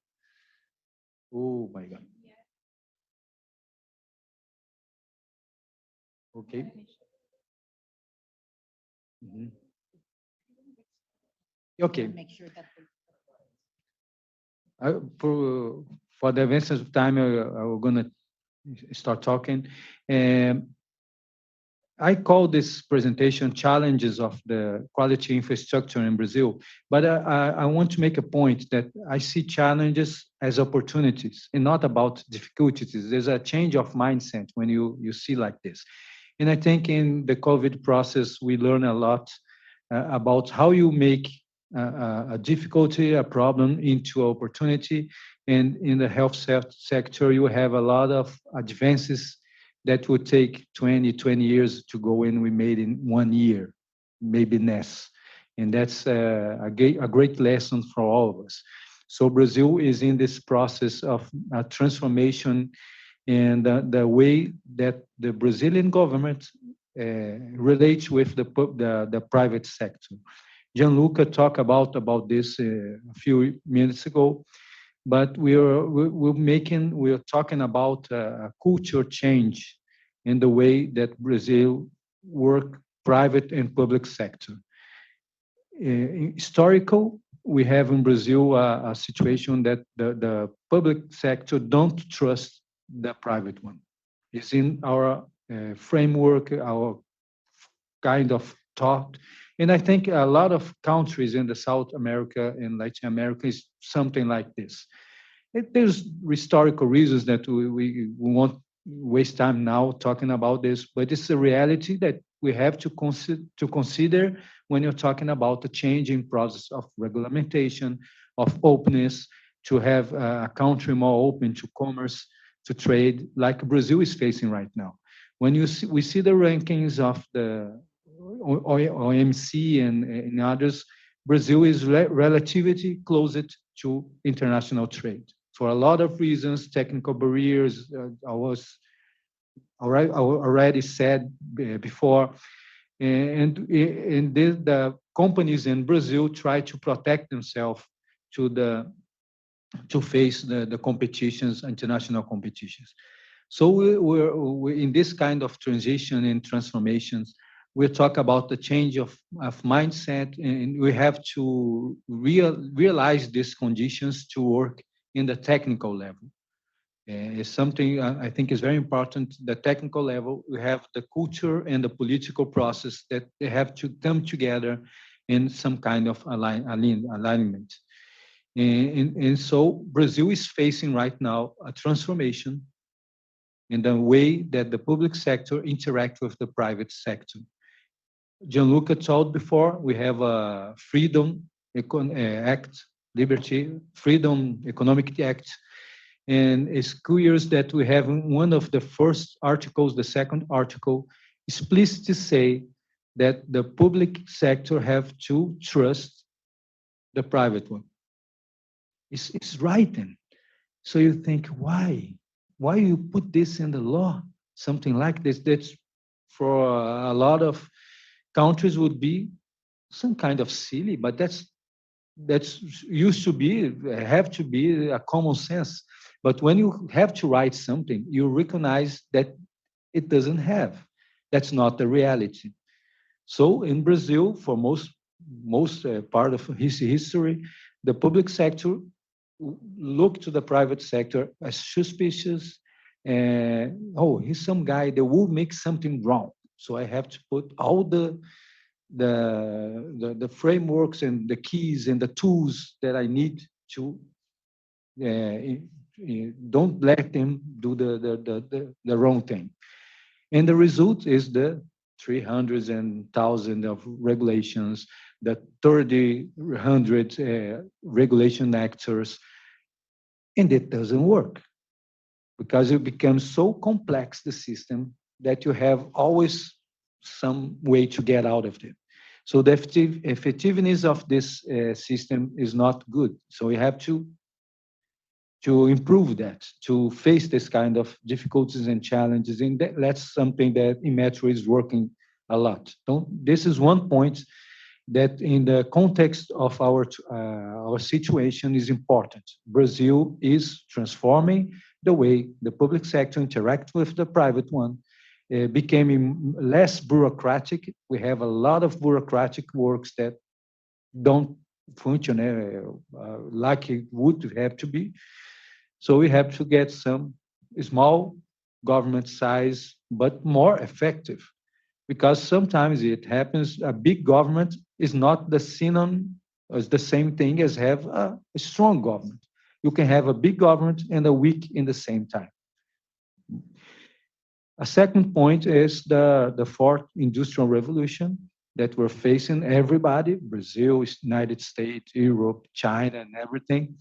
And we have to realize that there come some particular challenges about this. And a lot of tools that we have that we can face to face this kind of challenges. Now we have information technology that is a weapon in the hands of the regulators and everything, and we see that in COVID. How we manage the pandemic all around the world, the information technology was very important to track the virus, the epidemic status and everything, the vaccination levels, and it was very important to do that. So you can change now. Next one, please. Okay, I have this. Okay, thank you very much. So the industry 4.0 is part of this context that we have to face. So we have to change because of that. Brazil is changing, so Inmetro has to change too. And the other point that I have to point here is about innovation. Brazil, in the world rankings of innovation, is in a very low position when you consider the powerful economic power of the country. Brazil is something like the 10, 11 economy in the world, and we watch the innovation, we are 57, 60. How you explain that?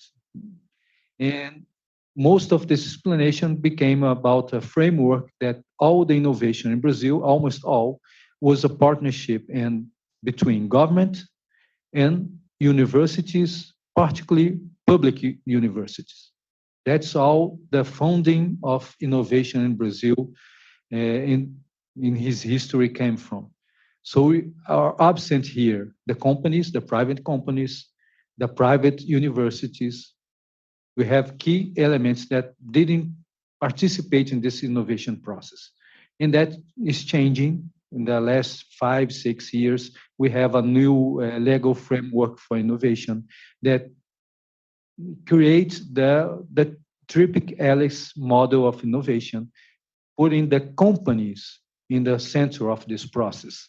And the Inmetro is working as a technology science institute to have this support for the private companies to make this kind of to promote the innovation in Brazil. It's a very important point for the changes we are making in the institute. So what is Inmetro? Just a quick saying about the whole of the Inmetro is every country when work with quality infrastructure have some difference in arrangement. Inmetro is not only a metrologic institute. They have a lot of holes that are not typical of the metrologic institute or standards institute. And we can say that most roles are that: scientific metrology, legal metrology, conforming assessment, regulation, supervision, accreditation. It's a complex body and have a huge paper, a huge participation in the Brazilian economy, including support of all the regulation that Gianluca talked before. Mostly the conformity assessment to these regulations are made by the Inmetro.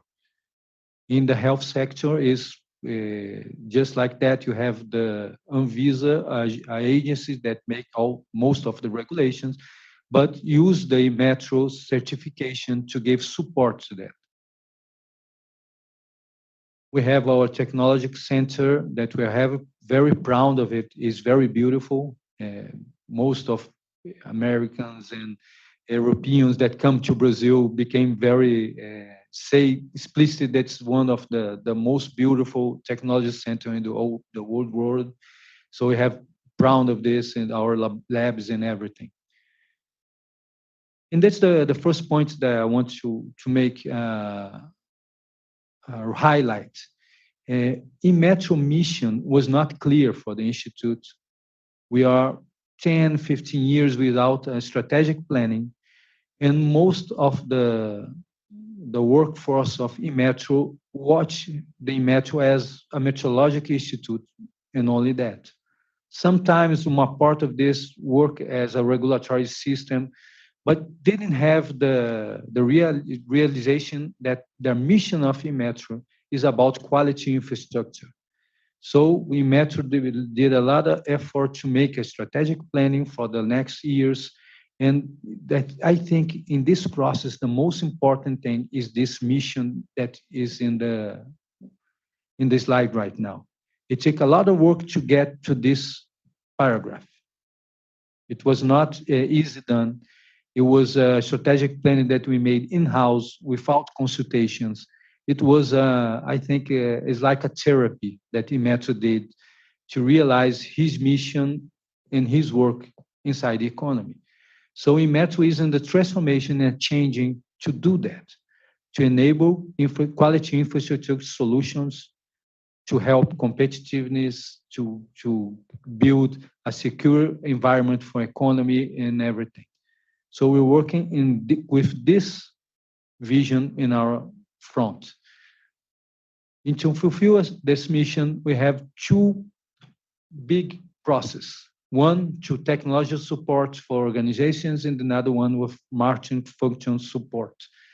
In one side, we have our technology center, researchers, foreign trade support. Inmetro work very hard in the technical barrier agreement to remove the trade agreement to remove technical barriers. And recently, we just launched a forum, a technical barrier forum, to work with the private companies in Brazil to see what are the difficulties and what we're doing wrong to get this trade more openness. So we have the first reunion, we come into the second. I had some projects working to face the question of foreign trade that René spoke a few minutes ago. That's one important stuff to do together. And you have a support for market functioning when you have this accreditation system in Brazil. The official body to work with this is in Metro, our coordination of accreditation and a conformity assessment also. So we have some strategic objectives that I want to highlight here. The third one, to increase the effectiveness of market supervision actions in the regulatory scope. So as I was talking before, effectiveness. We can't have so many regulations that doesn't work properly. We have to be more focused, and the risk evaluation is one important point that we are using right now in learning with this. And the private sector is working with us to make solutions together. I think is the best way to do. We have some axes of actuation. We will not lose time with this. And this is a picture for us is very important. And I think Imetro has some robust institutions working the quality infrastructure like Imetro. ABNT, our standards institute, is very strong and have a recognizing, very competence recognizing in the world. We have some testing laboratories that are first level, assessment conformity bodies also that have recognizing in all the world. We have like, for instance, UL has a certification body in Brazil. So we have the instruments, the actors to have a quality infrastructure. What we need to get forward to get strength is the connection between these players. We have to work the quality infrastructure as a system. That's the great challenge they are facing in Brazil. How these actors interact, became more effectiveness, and gave more value to our society, our economy, our producers, industries, and everything. In the first step to do this was the regulatory framework. You'll see the word model was a problem of translation. Original was regulatory framework, but in Brazil, you don't have a word for framework. So most of Brazil used the word modelo. It's like model. It's not the same thing, but it's the closest we get to framework. So this system design came from Unido. We translate for Portuguese, and my technical team to translate again for English use model, but it's mostly regulatory framework. So we work in the regulatory framework in a vision that to promote more flexible, more friendly to innovation, to promote competitiveness. That's why the context is so important, and lose a few minutes to talk about this. In this regulatory framework, we mostly work with principles and guidelines that we have to follow to make the Imetro regulation. It's flexible, it has to be flexible because the sector are very different one from others. The health sector has one reality, the electrical one, another one, the automobile, another. And so we can't have the same solution to everything. And Imetro was working in this kind of thought that we can have one model to use in all. Paraphrasing, one ring to rule them all. So we have to avoid this kind of thing. You have the ring that every system need, every sector need. And so we have to use the tools that you have in risk evaluation, the declaration of the fornecedor, I would say it's the supply, declaration of supply, depends in each sector you're working with, the reality, the level of control that you have in this kind of sector. So it's a building process that the regulation framework just started. Just to give some numbers, we have 174 institutions sending contributions in our consultation, public consultations. 10% came from foreign institutions. So we have all around the world, people, institutions, organizations making their sayings. 1,146 suggestions are presented, and we use some 40% of this. So it was very openness. It took a year and a half to make this, but we are proud that we make agreement between the public sector in Brazil and the private sector, and how we're going to make the regulations. In working with transparency, that was very important. I think Renee was talking about this too, in predictions. She was talking, and I was talking to Marco Aurelio, that was the coordination of this process, that, whoa, we're on the same pace. We're trying to give to the regulation sector, regulated sector, the sectors of the economy, that they can trust that this is transparent and you can predict what we are going to do. And that's very important for us. And I think we have a more stronger governance in this system. In the next step, we thought in this process to have a governance committee that's half government and half private sector. And the arrangement of this working is already done. I will be signing this week, next week in the most, and the governance committee will start to work to make the tools of the pilot cases, and the implementation deadline that we put in 5 years. That's very important to know that this is not some 4 or 5 guys in the metro of the government that are in the room thinking about everything. No. We're going to put together the public and the private sector to work in the solutions that we need. And that came to the second point. When we watch this framework that we have from UNIDO, it's like the quality infrastructure became in all the society, from the center to the quality infrastructure institutions that we have in Brazil, like Imetro, ABNT, and other ones. The service that we have, this work in Brazil, we have 3,000 organizations accredited by Imetro to work in testing, conformity assessment, and everything. The enterprise that have the benefits and to make their productions, and the consumers in this market surveillance and inspection process. But when we see this picture, maybe the where we need to make an effort is the center, the governance. Because I was talking to Steven before, Imetro didn't have a formal regulation framework in function. We have best practices. There are not in some documents, some formal arrangement that we can give transparency and work in the society. Now we have. So it's the first delivery that we have in the last 3 years. One is the regulatory framework, and the second one is the quality policy that we're working right now. And we have the provision to have this year, the quality policy. We are calling the quality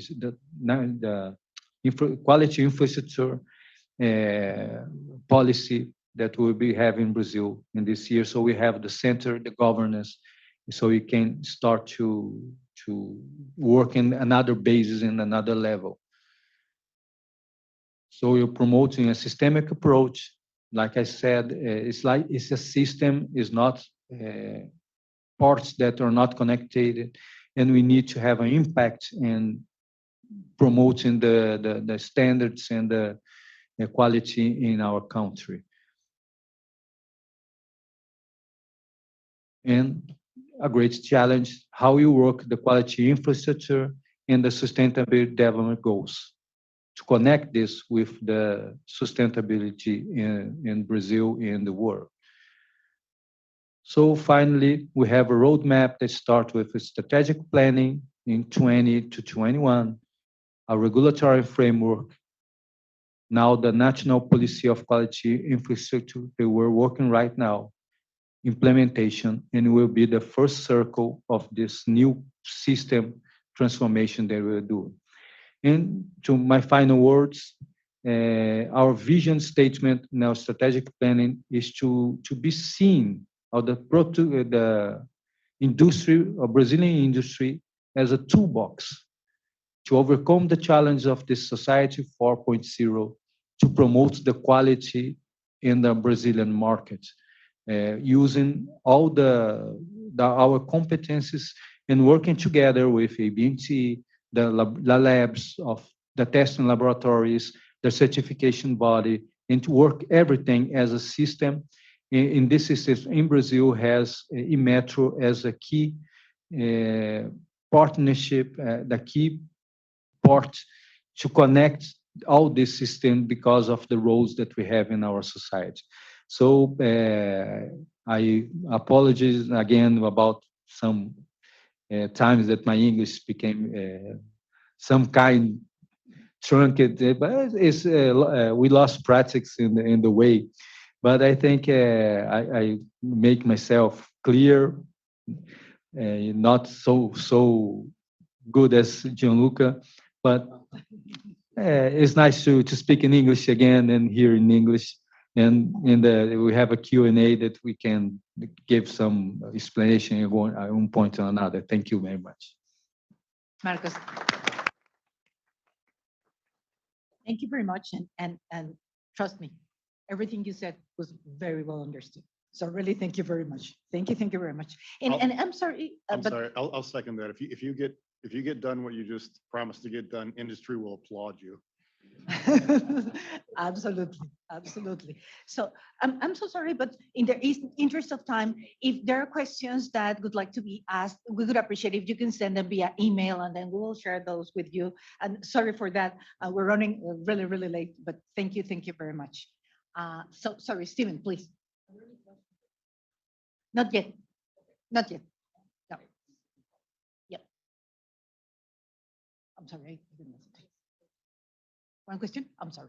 No, yes. Sorry, Sandra. I just wanted to make a quick announcement for folks in the room because I know the temperature is increasing a little bit as we get through the day. Due to California requirements, the air temperature cannot go lower, but we're going to temporarily lower the shades to the view. So that will allow the room to cool down a little bit. We'll open it back up by the end for the view. So sorry, Sandra, go back to you. No, thank you. It's important for all of us to be comfortable. So now with this, really, thank you very much. And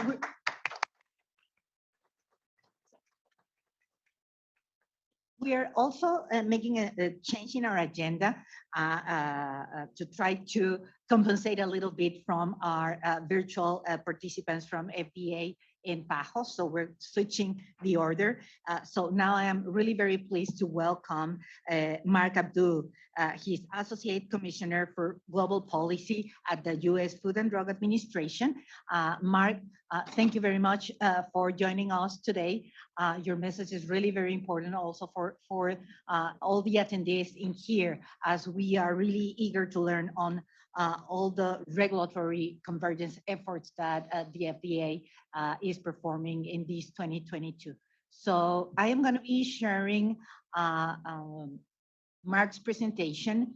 Just give me 1 second.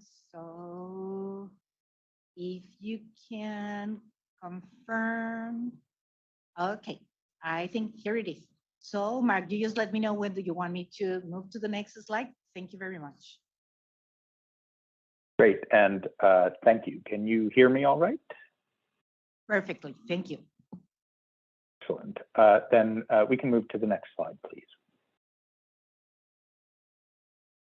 Thank you for that introduction. It's a pleasure to be here to speak with all of you at this important event on the margins of the Summit of the Americas. Since its inception, the Inter-American Coalition has been an important voice in support of the admirable goal of achieving internationally aligned medical technology regulations, standards, and conformity assessment requirements across the Western Hemisphere. Let me assure you, both my office, the Office of Global Policy and Strategy, and indeed all the international components within FDA are working toward a similar goal. We recognize that the FDA, our regulatory counterparts, and regulated industry live in an interconnected world.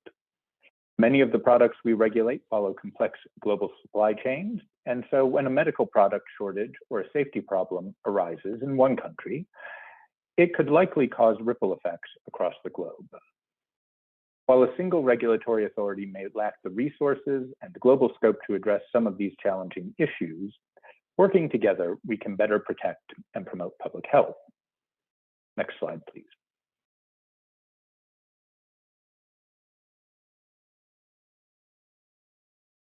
Working together, this has been one of the most important lessons from the ongoing COVID-19 pandemic. Early in the pandemic, FDA recognized the need to work with global regulators for many of the commodities it regulates. For medical devices, our Center for Devices and Radiological Health led routine teleconferences to exchange COVID-19 policies, practices, and guidelines with other regulators, including some regulators from the Americas region and the WHO. These global discussions allowed us to better understand, amongst other things, emergency use provisions for medical devices in various jurisdictions and how we might be able to harmonize those requirements, performance criteria requirements for diagnostic testing, and the types of products and submissions received and authorized in the various jurisdictions. It also laid the groundwork for current discussions on emerging variants, assessing their impact to diagnostic testing, so that we can understand how we may be able to harmonize these assessments globally. The takeaway here is that early alignment on best practices, coupled with information sharing and collaboration amongst regulators and manufacturers, facilitated the speedy market authorizations of novel or repurposed COVID-19 medicines, diagnostics, and vaccines, paving the way for these critical medical countermeasures to be available to the public. Next slide, please.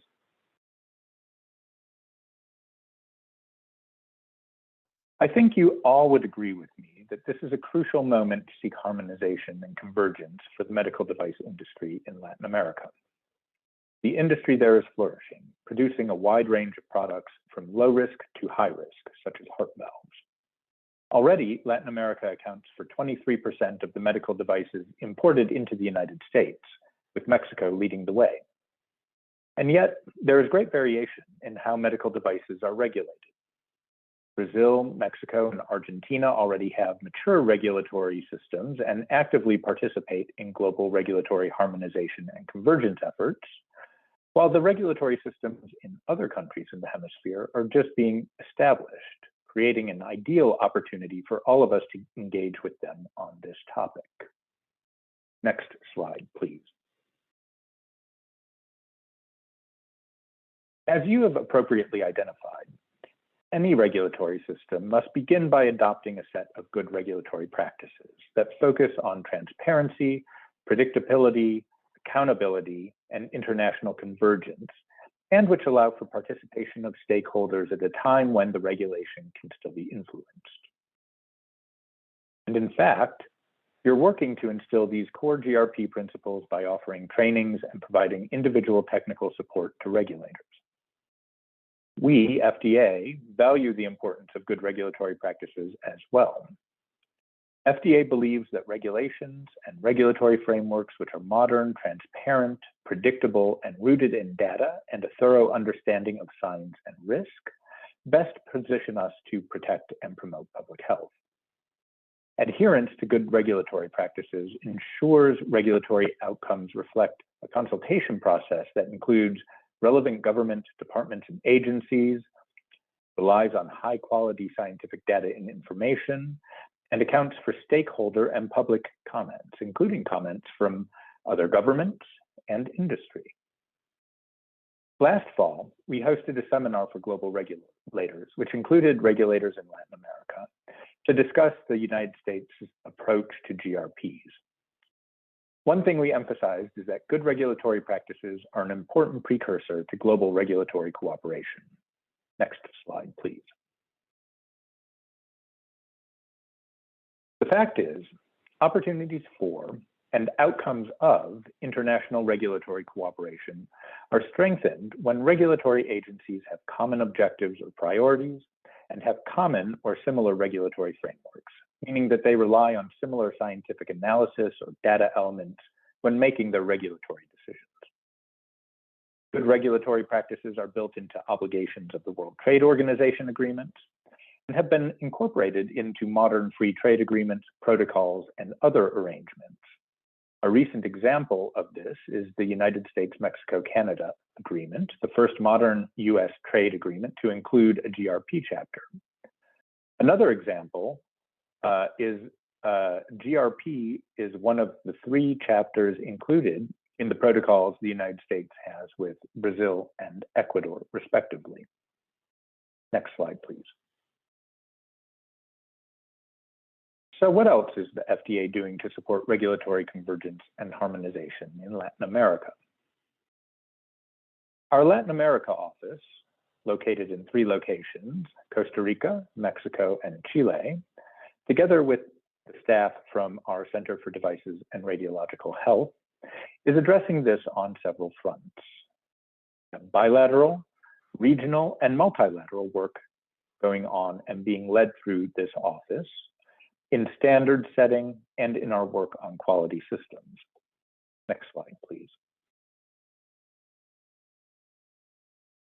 On a bilateral basis, we share information about decision-making, sometimes through agreements or arrangements governing the exchange of confidential information.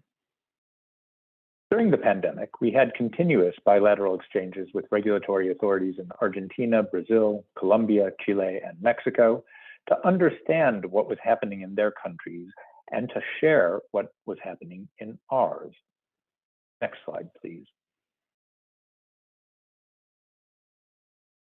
On a regional basis, we promote alignment and engagement through our participation in the Pan American Health Organization's Medical Device Working Group and its national regulatory authorities of regional reference, the 8 national regulatory authorities recognized by PAHO as regional reference authorities, a designation that attests to their functionality and ability in terms of regulatory and oversight capacities.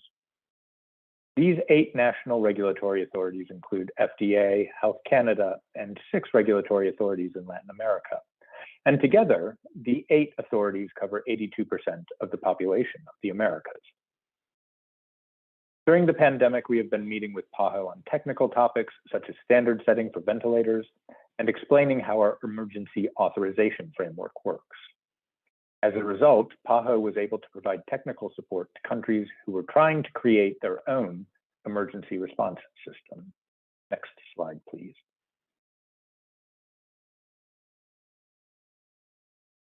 The primary vehicle we have for accelerating global medical device convergence and harmonization is the International Medical Device Regulators Forum, or IMDRF, established in 2012. FDA has been a member from the start and has actively encouraged our regulatory counterparts in Latin America to participate in the organization. Brazil is already a member. Argentina achieved observer status in 2021, and Mexico is seeking similar status.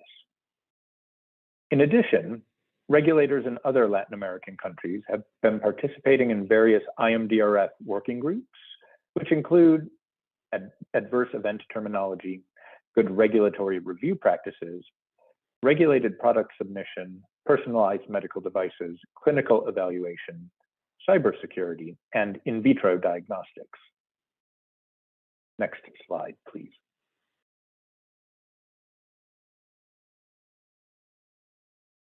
I'm going to elaborate on 2 key objectives in the IMDRF's current 5-year strategic plan, issued in September of 2020. Objective 1 is managing regulatory challenges for medical devices and innovative technologies by providing timely and appropriate guidance, which includes developing good regulatory review practices for pre-market reviews and evaluations and working with standard setting bodies to play an active role in ensuring international standards continue to be effective tools in conforming to essential principles for safety and performance for medical devices. Next slide. Reference to standards introduces efficiencies into the pre-marketing review process and reduces burdens on both regulators and device companies by harmonizing expectations across international jurisdictions. FDA plays an active role in encouraging the development of national and international standards and the appropriate use of consensus standards in the design, development, and evaluation of medical devices across their lifespans. In fact, more than 400 people in our Center for Devices and Radiological Health participate in over 600 national and international standards committees across 29 standards developing organizations.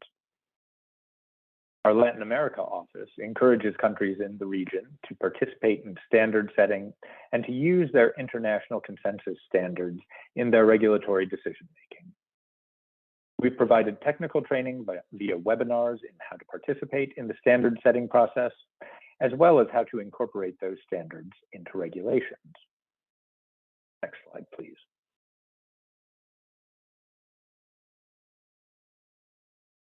The IMDRF's second objective is strengthening post-market surveillance for medical devices, which includes developing non-binding rules for creating, using, and maintaining unique device identifiers, or UDI, and related activities. A UDI system built on common medical device nomenclature, such as the Global Medical Device Nomenclature, which is free and openly available to use, currently used by over 150 countries, and contains 28,000 nomenclature terms, is one of those nomenclatures. We have provided technical exchanges so that countries learn about the different approaches that different regulators are taking to this issue. Next slide, please.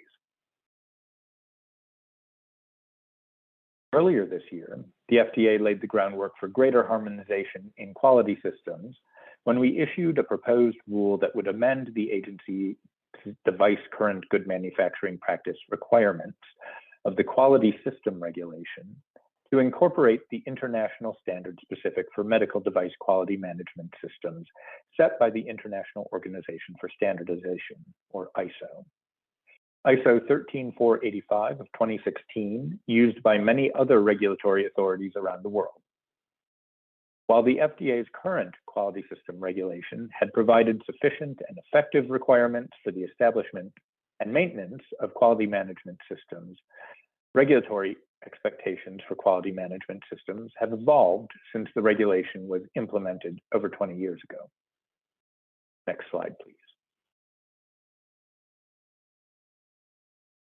Aligning with ISO 13485 will ultimately benefit FDA's work in the Medical Device Single Audit Program, or MDSAP.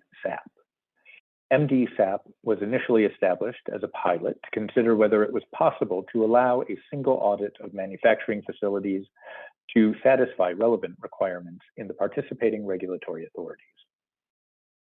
Under this program, MDSAP recognized auditing organizations, in other words, third-party auditors, MDSAP recognized auditing organizations, conduct a single regulatory audit based on ISO 13485, as well as additional statutory requirements of the program members.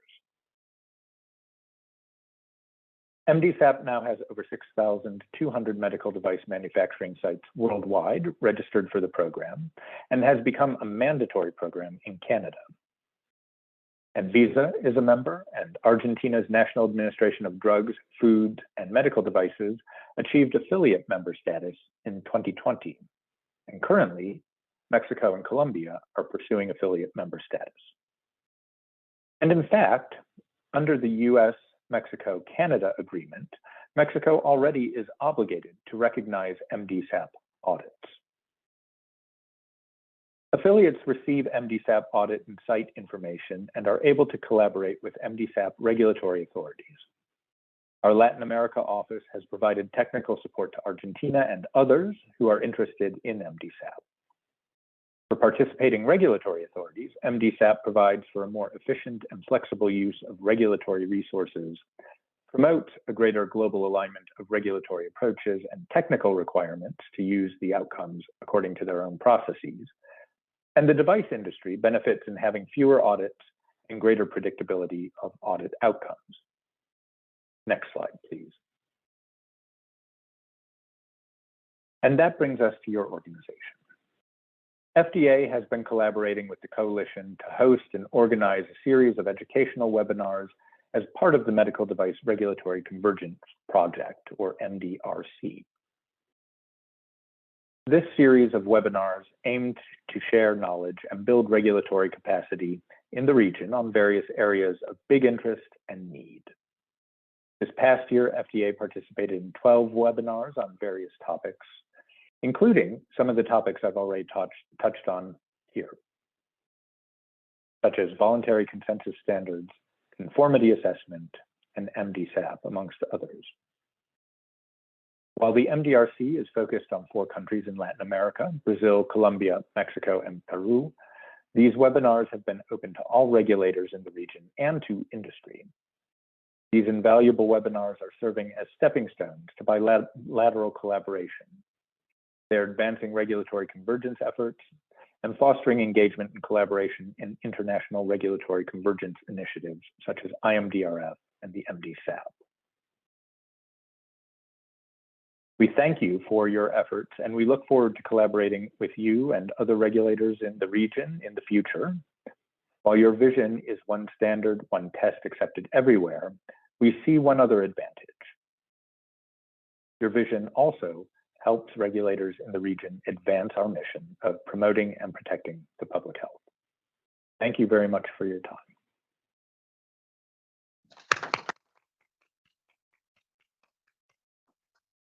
Mark, really, thank you very much for sharing with us today.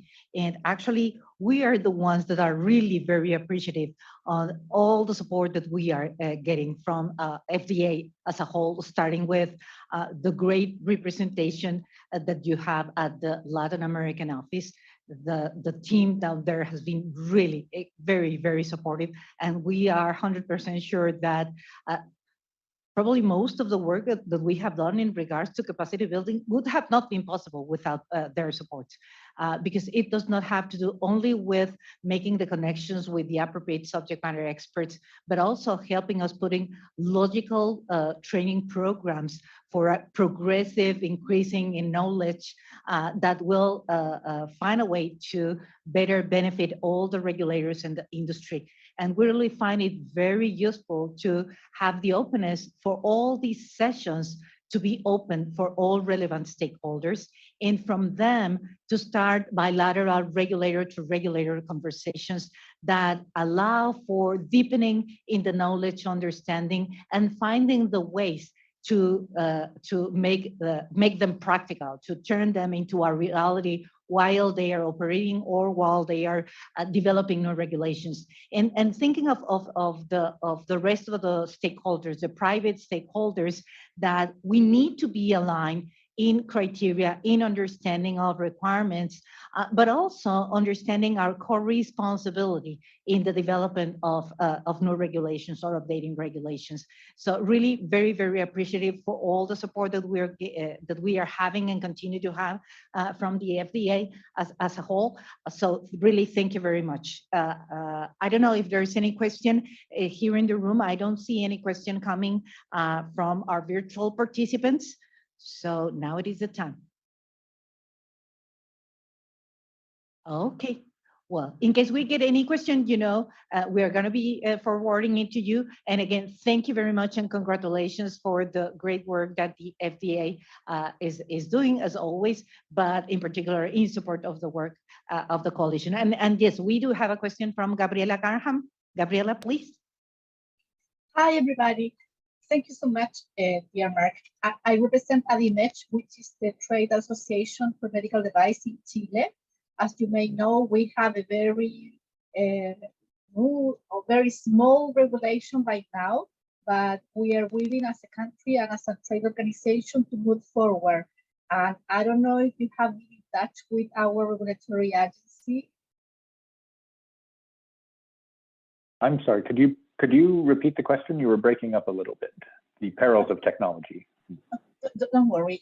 I'm come from Chile, and you may know we don't have a lot of regulations. So if you have ever get in touch with our authority, because I think your experience and coming from one regulator to another regulator will be great, especially when we have such a huge opportunity. Yes, and I know for a fact that our Latin America office has been in touch with the regulators in Chile, the ISP, and is in conversations with them about issues related to the development of medical device regulatory frameworks. So we are in very capable hands with them, and I would encourage you to use the Latin America office as a resource. Katie Serrano, Michelle Rodriguez, and the team down there are more than willing to address questions and discuss strategies.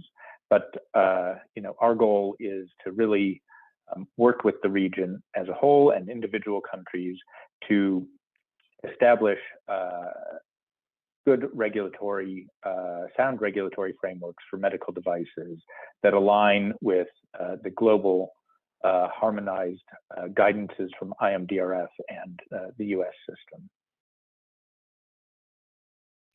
Thank you so much. Thank you very much. Thank you. So I don't see any additional questions. So thank you very much, Mark. Thank you very much for all the FDA LATAM team. And now we are getting the floor to Alexandre Lemgruber from the Pan American Health Organization. So Alexandre, if you would like to share your screen, we're ready for your remarks. And thank you again, Mark. Thank you very much, Sandra. I prepared the presentation in Spanish. I believe we have interpretation, right? Yes, we do have English, Spanish, and Portuguese. Chris, can you stop sharing your screen so Alexandre can do that at his end? Thank you. Okay. Now I think I'll be able to, let's see if everything goes well.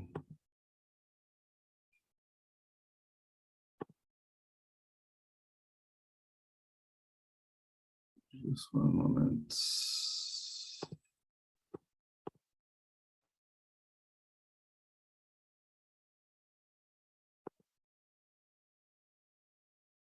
Can you see in presentation mode? Perfect, yes. Okay. Okay, so I think we'll switch to Spanish, just think easier because the slides are in Spanish, okay? Bien, muchas gracias. Right, thank you. I'd like to start by thanking everyone, the organizers, for this kind invite. It is a great pleasure for me to participate in this meeting. As you might know, the coalition and OPS have been working together for several months in a very intense agenda of conversations. We are working a collaboration framework. A few days ago, we actually had our regional meeting of medical devices regulators. It was a virtual meeting, but still very successful. It lasted 3 days. And as usual, we had 2 open sessions, 2 days of open meetings. And this dialogue between the regional task force for medical devices was very rich.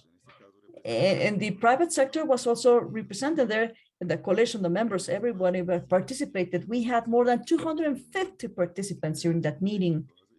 Very successful. And afterwards, there were 2 days of meetings with the regulators. More than 120 participants were involved from regulators' offices. And it was very successful, very intense, very productive dialogue between the regulators, the OPS as the secretariat of the network, and the private sector as well. So today, we are still having an important dialogue in this process. So I thank you for the chance, and I apologize beforehand, because perhaps for some of you who have participated during those meetings, last week's meetings, because many of the slides that I'm presenting here were the same ones I presented there. I apologize, but maybe some people didn't attend there. And this is a chance for everybody to catch up and to share the regional efforts and to learn about everything that we're doing, the regulatory authorities are doing to try and find regulatory convergence in terms of the medical device industry. So very quickly, this is the list of the member countries. And by the way, and considering Mark's presentation, it was so good, but he also spoke about the participation of the Latin American office of the FDA in the regional group. Yes, they are there. We're very happy because last year we had their attendance. The FDA was officially a participant. We've had some other meetings in the past, but now FDA was there through the Latin American office as a member of the regional task force. And that was extremely valuable, and we feel very pleased with their participation. So here are some of the activities that we do in our training sessions, in our meetings, and our collaboration with IMDRF. And Mark also mentioned this. There are several activities that are IMDRF related, our technical groups, the work that we do with markers, indicators, medical devices, and also the practices that emerge from this information exchange. So this is a list of the topics that we discussed during last week's meeting that I just mentioned.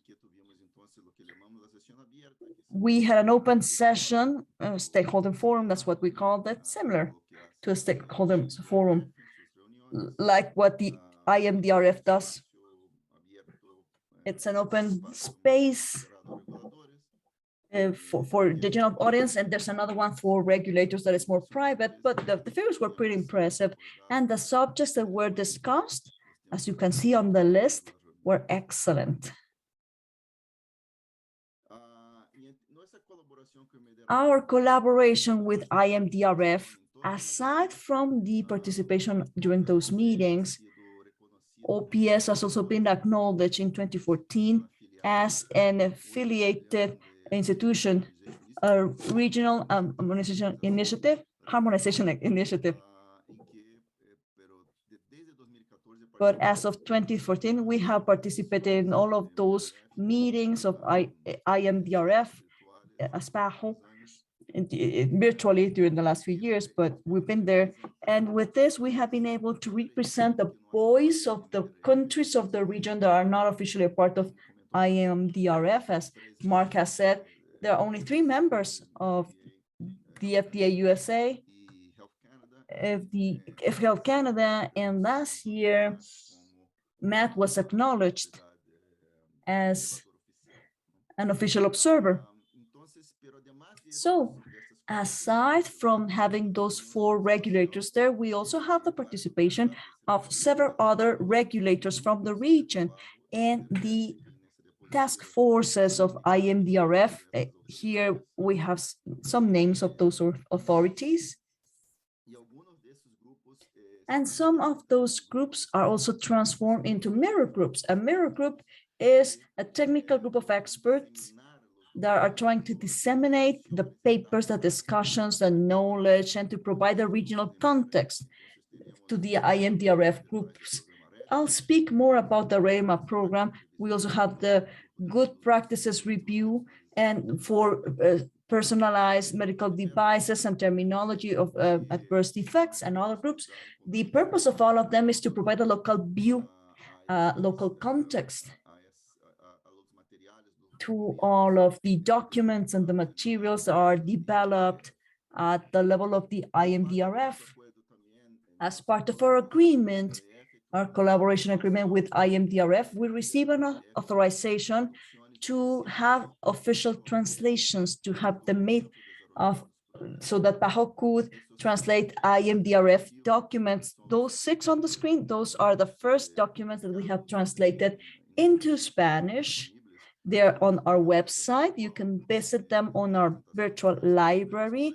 And you'll have this presentation also available with all of the links so that you can visit those places, so you can land on the Spanish versions of those documents. And we are still translating more documents. We have 12 documents in sight, aside from 3 other ones that we want to translate to Portuguese. The 6 out of the 6 that I mentioned in the previous slide, there are 3 of them are about to be released in the Portuguese version, and they are dividing those 12 into 2 blocks, one that is closer to be finalized than the other, but anyway, both of them are being translated as we speak by the translator's office of the PAHO. The network program is one that was considered to be, and I always give this as a good example of a success story of a mirror group. In this case, the IMDRF NCAR group for the exchange of adverse effects, exchange of reports. It started like a small effort, but then it became a permanent program of adverse effect report exchange through a safe platform. In this case, I think that there was important progress made regarding the work of IMDRF, because now we have a safe tool to exchange this type of sensitive data. And 17 members have already joined in, 17 regulating authorities are participating, 37 reports have been shared so far that they have been exchanged.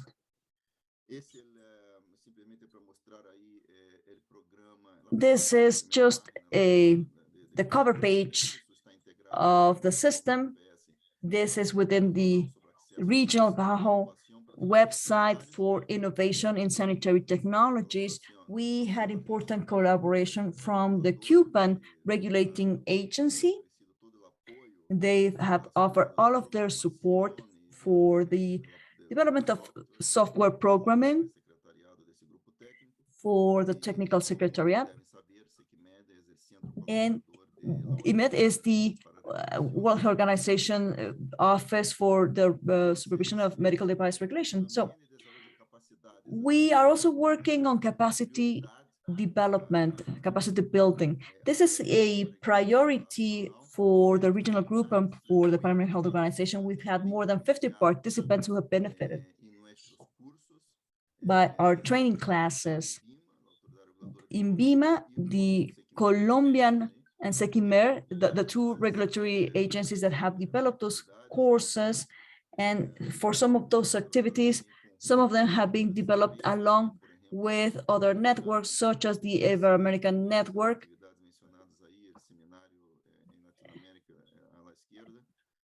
The seminar to the left that was developed along with Uruguay, along with the Secretariat of the Network of the Spanish and the Portuguese agencies, and they have developed different collaborations. And below that, we also have pre and post-market surveillance. That was the last face-to-face activity that we carried out along with a meeting we had in Colombia before the pandemic. And we also had a week to have the regulators visit the Colombian experience in the regulation of medical devices. Just very briefly, we also had an exercise in which we work with English speakers in the Caribbean. We translated several modules of techno surveillance into English for those groups, and this has helped us create capabilities in the Caribbean countries because they are at an earlier stage of an implementation of medical device regulation. This is another very important subject. When we speak about regulatory impact assessment, how to measure the regulatory capacity of a tool to make certain that it can be correctly used, for us to get to know the regulatory capacity of each country and the progress that has been made along with the organizations, the regulators in the construction of a new version of a global tool for medical devices, GBT, a work that has included many regulatory authorities from around the world. Here's a list of some of them. Especially in the Americas, the countries of the Americas have participated greatly in the discussions. And it's important also to say that this tool, these indicators, they have used the work of our regional group as a reference for the creation of advanced indicators. This has taken place for several years when we were working in the region to develop those advanced indicators and to have 5 pilot studies. So now this work is now a part of the global tool. It's been incorporated, and we will have our first global pilot in Kenya this month. And the idea is that we will also have some others in the region. The first one is, we still don't have a date, but we will be working with Cuba, the regulatory agencies there, during the second semester of 2022. This is the regulatory functions. I don't have time to explain all of them. Another very important publication in the discussion of good practices, as well as the search for convergence and how to define priorities, to set them, and to support the countries, especially those countries that mostly need to start implementing a regulatory framework and that are at very early stages of that. This is an important reference document that has an incremental approach. It starts with little steps for countries that have to start from scratch because they have nothing implemented in terms of the regulation of technical medical devices. Of course, it takes some time to create a regulatory agency that is well developed with all of the functions well understood. But this is a document that is a guideline. It's a step-by-step approach of things that have to be prioritized in the implementation of a regulatory framework. So this first version was published, the one that you see on the screen now. The first version was published in 2017. And the document has been translated into Spanish. There's the link over there in case you want to see it. And the task force coordinated by the WHO has worked intensely with meetings for people of the region, the authorities of the countries that are mentioned there. And right now, there's a round of public consultation. Along with the WHO, we will have a meeting on June the 15th for a regional consultation. We'll have a discussion on the new version that is being consulted right now. And I'm certain that this is going to become a document, a new version. Once it has incorporated all the changes, it'll be very significant. Now, some other important piece of data I would like to share with everyone here is that this month, and in 2 weeks actually, we will have the executive committee meeting of PAHO. The ministers, the representatives from the ministries of secretariat will meet in Washington. We'll discuss many subjects of public health, resolutions, and a document will be produced from this meeting. Our department has been working on public consultation and all the processes, and it's about the strengthening of regulatory systems in our region. It is very important to say that for the first time ever, this document, for people who might not know about this, 12 years ago, last approved a resolution for regulatory strengthening for medication that was but nothing was said about medical devices back then in that resolution. But now, 12 years afterwards, we're finally getting the countries acknowledge. Well, let's hope they'll approve, right? That's not yet there, but at least there's a proposal of a resolution to include medical devices within the priorities for regulatory strengthening. So we can hope that the committee and the members will approve that document, and that therefore in September, we will have the most important meeting of the year, which is the meeting of all of the health ministers of the region, what is called the board of directors. And so this board, it has a different name. It's called the Sanitary Pan-American Conference. That's what it'll be called. And it'll take place every 5 years. And this year, we will have this important regulatory document produced and released, the one for policies and the resolution, the proposal of the resolution. Let us hope that by September, during the Sanitary Conference of Health Ministers, there'll be a voting and approval of the document and the resolution. That is going to be important for the strengthening of medical device regulation in the region. This is the first time ever that this is going to be acknowledged by an official document. All right, so finally, let me tell you that we are incorporated into our activities, everything regarding support products, something that was kind of neglected in the agenda of the regional task force, but now we are going back to it because we believe that it is important also to pay attention to the quality of the products. Many of them, they don't have, and many countries have no regulation whatsoever for them. So we are turning to see that now. And there's another important project that we are currently working on as of this year, and let us hope that by next year we will be able to reach a more advanced level of the implementation in terms of the capacities of our labs, so as to be able to have personal device quality tests. The funds come from the US. The PAHO has received them, and parts of those funds have been used to equip quality control labs and two regulatory entities, the DMEA from El Salvador and INVIMA from Colombia. So those two will create the Central American hub.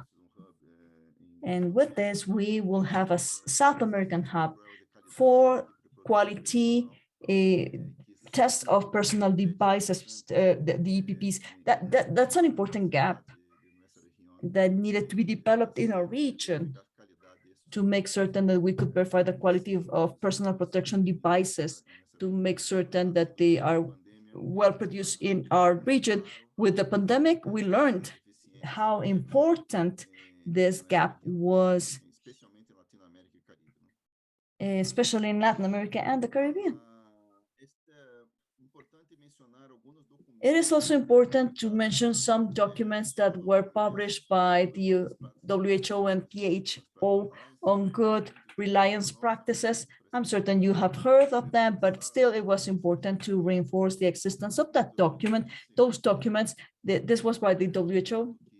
It is a document that has Annex 10 and 11 that are very important for us. Two of the most important frameworks that we used to have within the WHO for reliance practices and good regulatory practices on reliance. Don't have the time to explain all of this, but you know it already. Just let me mention that Annex 1 is on good regulatory practices. And here we have a definition of the purpose of the document. It is one that was presented at a high level in the beginning of May, so as to be able to support the member states in the setting of priorities of regulatory functions and how to define the scope and the objectives. The idea is to have a solid, effective regulation that can improve the quality and the process of decision-making for regulations, especially in those areas that are most needed. and also to promote reliance, to facilitate the cooperation between the countries, and to adopt and to facilitate effective methods. So this is a document that's been used as a reference. Another one has to do with good reliance practices for medical devices regulation. And in here, there's also a mention of how there's a specific document for medical devices that is completely applicable for medical devices, considering the in vitro diagnostic devices, but the concepts can very easily be applied to other types of medical devices, and it approaches all of the regulatory functions that are defined within the network and on the whole life cycle of the product. That's another product that is a reference. And finally, two very important documents by the Office of the Pan-American Health Organization in September. We had the one that was developed by, and it's also available, by the way. It was created in 28 by the PARF network. People think they know the PARF network. Well, it's a network that was created more than 20 years ago with the purpose of working in the regulatory convergence, the harmonization of the pharmaceutical industry. So it's a network of pharmaceutical harmonization. However, a few years ago, we were able to include the subject of devices. We didn't change the name. We have not been able to change the name of the network. It's still called that, Pharmaceutical Regulation Network, but still, we have been able to include medical devices in the discussion. And now there's a permanent task force for the regulation of medical devices as a part of the project. They're not called from the task force, but from the project for medical device work and for the PARF network. And so this document has been produced and it's very good. I invite you to visit the study of active principles for regulation, and it speaks of specific concepts for decision-making procedures for regulators.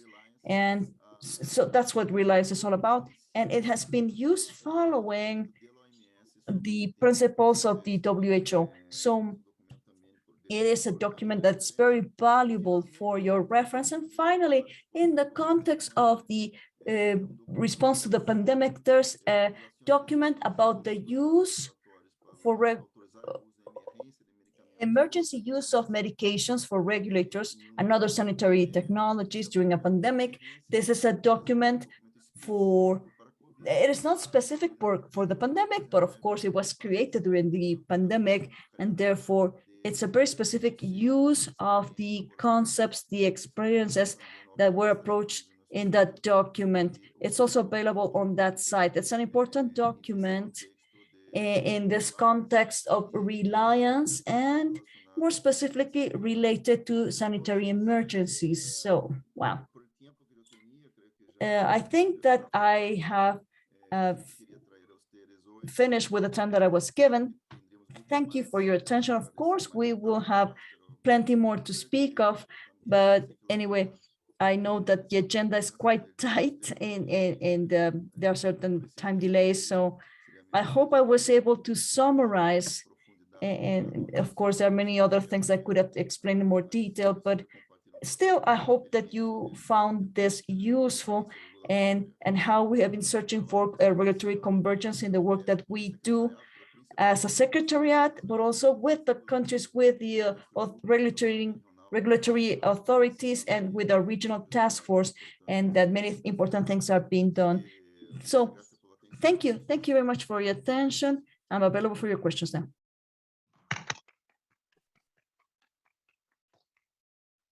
Alexandre, thank you very much for sharing. And as we were discussing earlier in the conversations today, we know and we're really very appreciative of the efforts of the World Health Organization and the Pan American Health Organization in regards of the deployment and the development of capacities for proper utilization of the documents produced by the World Health Organization on good regulatory practices and good reliance practices. And we really are very appreciative of all the efforts that PAHO is also doing and supporting the activities of the coalition on the deployment of those documents. We are pretty sure that continuing this collaboration is going to end up being getting us closer to what we are all here for, that is making access to medical technologies, to medical devices, to the patients, a reality that that is closer to meet all of their needs. So in that regard, again, we are very appreciative of all your effort.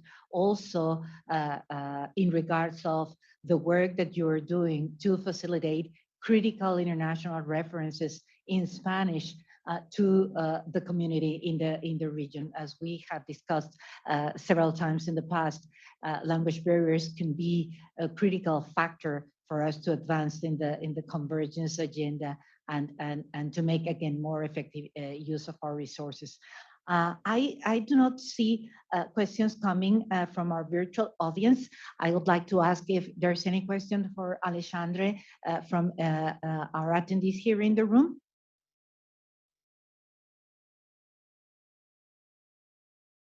Okay.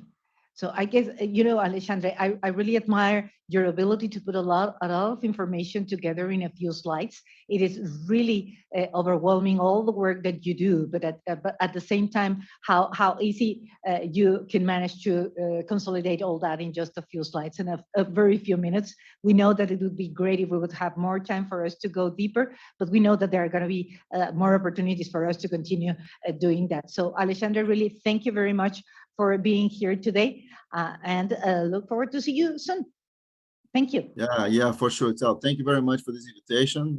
Yeah, I think with our collaboration, PAHO and the coalition is going to have lots of the other steps in the process, and we are really glad for this collaboration and this opportunity. Thank you very much for this kind invitation, and we'll see you soon. Thank you. Perfect. Thank you. So now we're going to continue switching a little bit of our agenda, where we're supposed to start sharing on the GRP survey that we ran along with the American Business Dialogue. But in interest of time, we'd rather prefer to start sharing the updates from all the principal members in the coalition. And for that, we are really very appreciative of all for the participation of all government officials in here. And of course, you're more than welcome to stay. But also please if you feel the need that it's better use of your time stepping out, please feel free to do that. We're really very appreciative of all your time here today and all your dedication to our discussion. So really, thank you very much. And sorry, just we're going to be finishing 5:30 sharp. So we will meet downstairs at 5:30. I think that you already have that in your agenda. So it is going to be in the ground floor. So we'll see you there at 5:30. Thank you.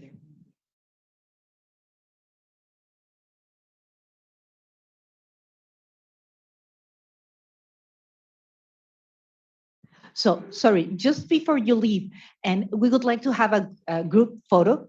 So if we could all convene here at the lobby so we can have it, and then right after that, we're going to start with the updates from the principal members. Everyone, all of us in here, so we may have a group photo outside right now. It was planned for the end, but we better do it now. Yes, 2 minutes to be there. And for our virtual attendees, if you can spare like 5 minutes for us to come back and continue with our session, we are very appreciative of that. Thank you. Okay, I think we're ready to get started with the updates from our principal members. So thank you very much for bearing with us still. So I'd like to check whether it is Argentina with us to share an update, Victoria or Fernando.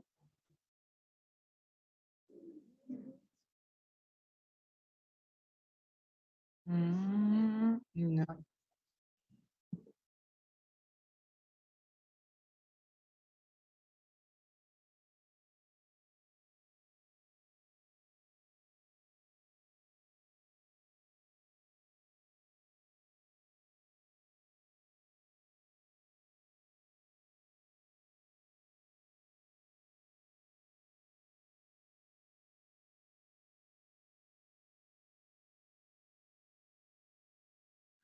Okay, so I think they got disconnected. So in interest of time, Angelica, could you share with us? They're gonna project it. Christian, Chris, if we can start with the deck for Brazil. Okay. Thank you.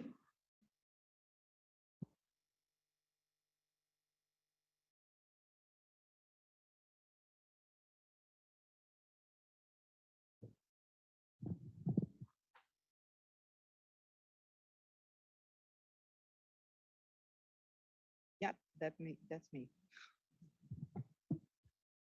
Perfect. Angelica, thank you so much for sharing an update from Brazil. Let's get started. Thank you for having me. Next one, please. Thank you. I'm Angelica Marques from Abimed, Brazil. And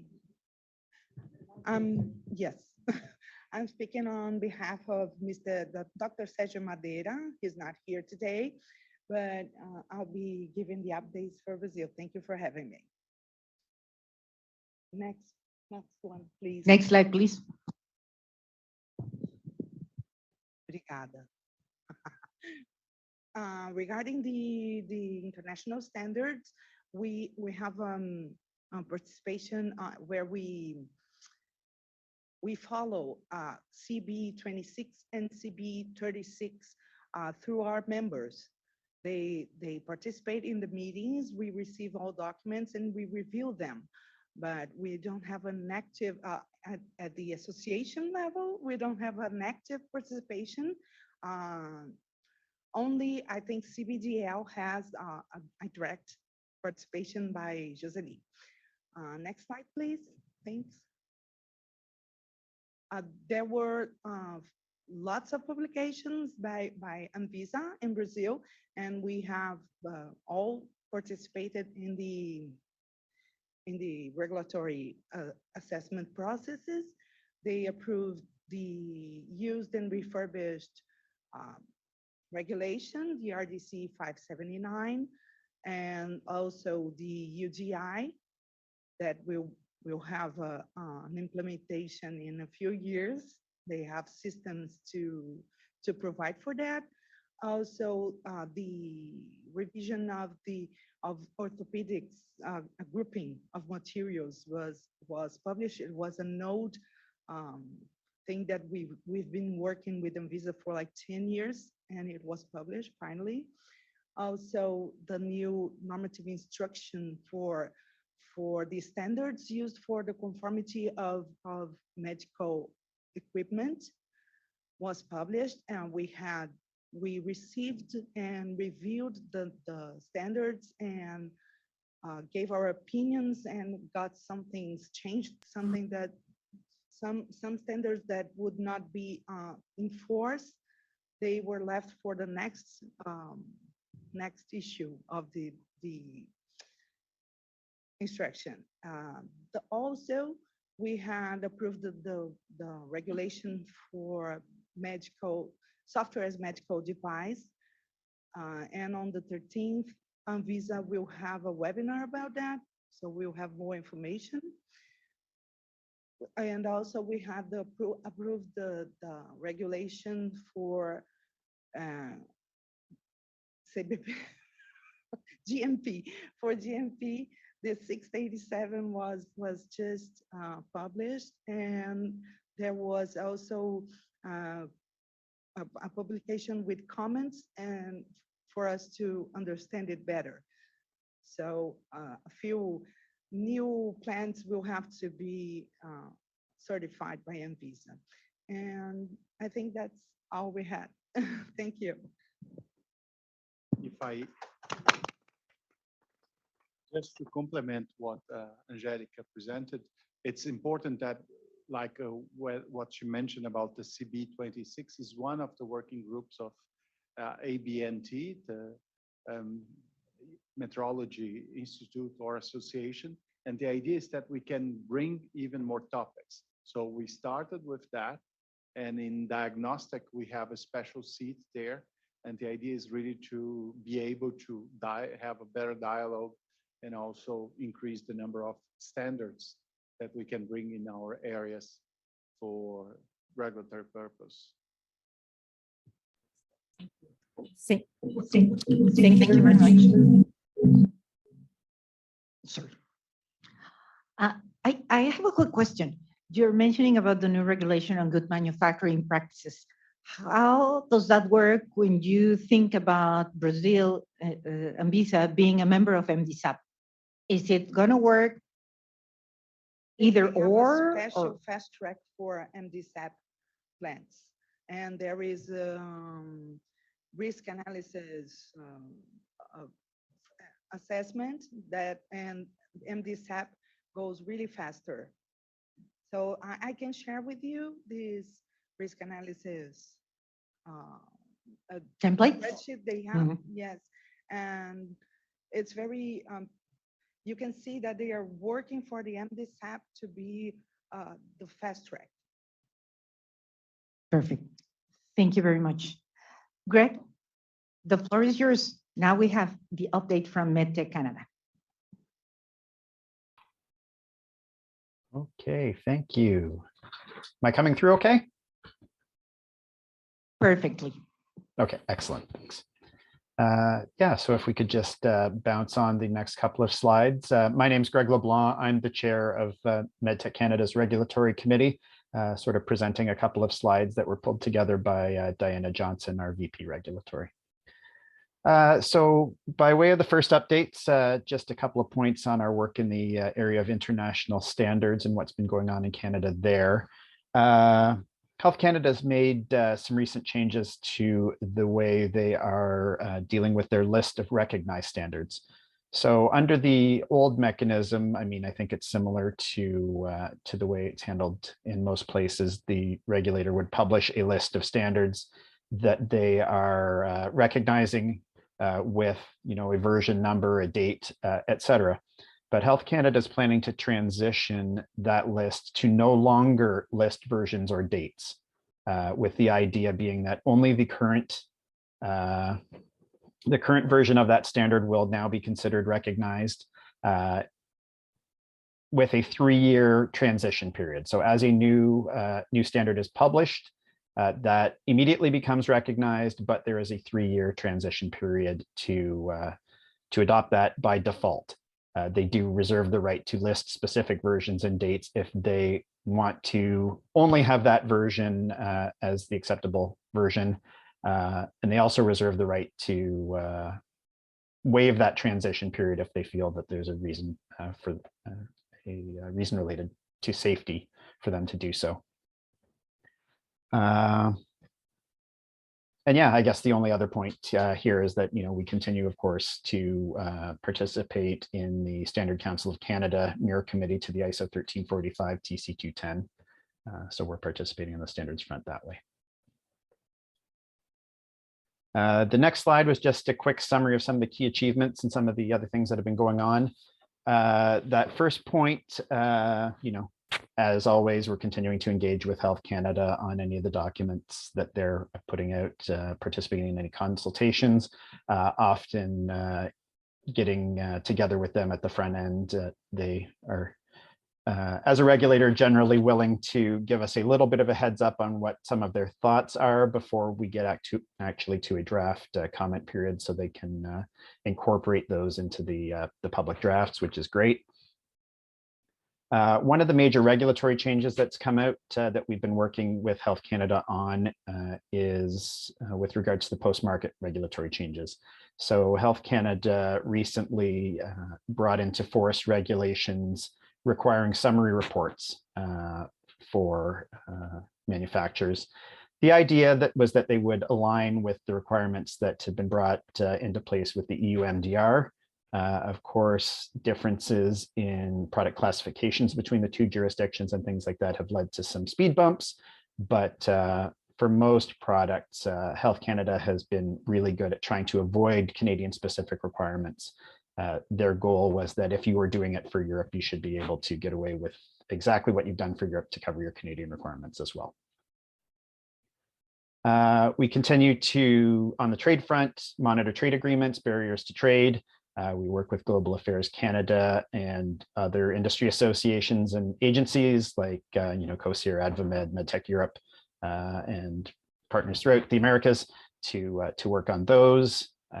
We continue our engagement on the IMDRF as much as we can, monitoring and engaging those activities, including SRP, UDI, SAMD, AI, et cetera, and we work on the IMDRF issues with the umbrella organizations, GMTA and DITA as well.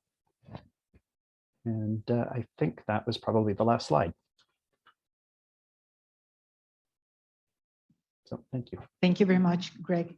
And I want also to acknowledge the support that we are getting from MedTech Canada on establishing the relationship with Health Canada and the support that we are getting for the activities that the coalition is running in Latin America. Having Frederick joining our last session with COFEPRIS, and that was really a great success. I don't know if you had a chance to look at that, Greg, but we had almost 400 attendees from all the regions. So it was very, very highly appreciated, all the knowledge that Fred shared. And I don't know if you were in the room when we advised also that, when we shared also that COFEPRIS was very appreciative of having Fred in the room, because they have started a new connection with him and new conversations with him in regards of ISO 13485 certification. So really thank you very much also for the support to the work of the coalition. Excellent. Yeah, glad we could play a part in helping pull that together, and certainly look forward to other opportunities to help with that sort of thing in the future. So. Absolutely. Thank you very much. Okay, now we are moving to So now we're moving to get an update from Chile. Gabriela, the floor is yours. Hola, buenas tardes a todos. Muchas gracias, Sandra y Leticia. Good afternoon, everybody. Thank you, Sandra, Leticia, and all the attendees. And very briefly, I wanted to say that in Chile, we still do not have a very solid regulation. The last novelty is that we incorporated one product that was like an automatic evaluation by external parties that would be controlled. The delay project is now in a mixed commission. You know that we are undergoing a change in government, and in this mixed commission process, we haven't defined who will be participating, which legislators will be participating in this draft bill involving medical devices. So right now we are in this transition period, and we haven't been able to make any progress in the regulatory aspects that we need the most. I want to thank the coalition because we had a very robust assistance and agenda with many activities where we had the participation of the Ministry of Health, the Foreign Affairs Ministry, among others, international entities like the World Health Organization and the World Trade Organization. And we also want to help the coalition because they've helped us to develop the necessary documents to present to the authorities, presenting our posture or our position with international standards. There's still a lot to be done, and we still need to make a lot of progress, but we're working with the authorities on that. Thank you very much.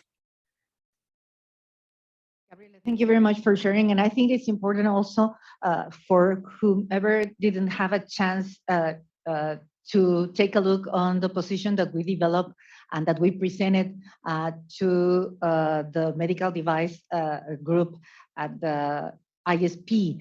It is available at the website. And I think this is a piece of information that is really very, we consider it to be very, very helpful because it's a comprehensive summary of all international standards, international references, but also international legal obligations based on mainly the World Trade Organization TBT agreement.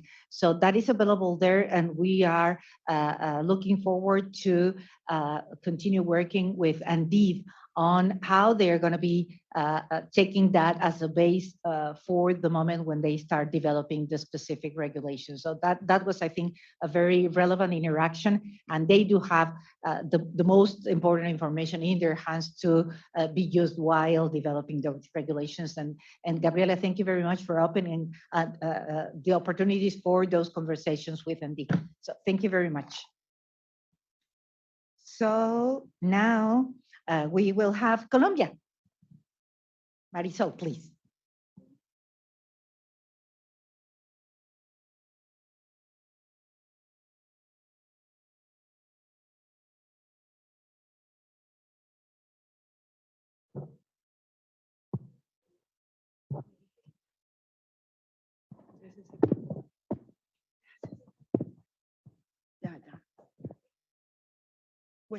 Buenas tardes. Muchas gracias a la coalición. Good afternoon, and I want to thank the coalition specifically and at the birth for all the support they have given to Colombia, at least in this last year and a half, because they have really helped us in consolidating several projects of interest for regulations in Colombia.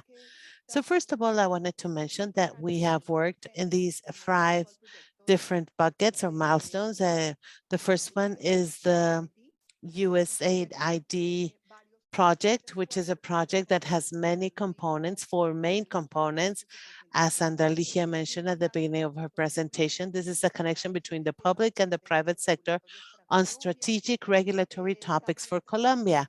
And so we're also working with everything that has to do with operational efficiency and the criteria of INVIMA and the regulatory framework in Colombia. And our biggest bet is the Pacific Alliance still. It's a project that we've shared with several of the countries here present.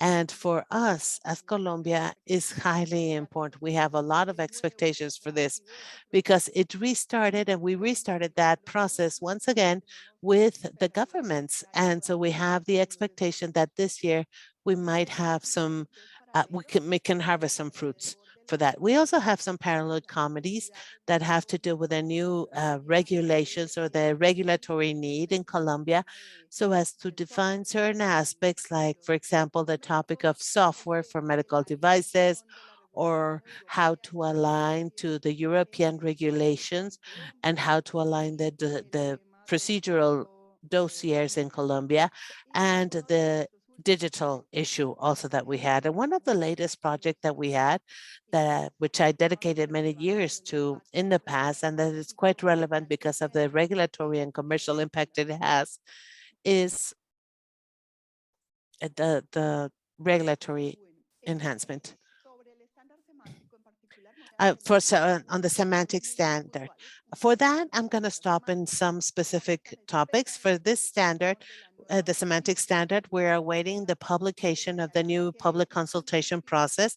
I want to mention that we did a pilot test to show the Colombian government how important and how many benefits we would receive from getting international standards.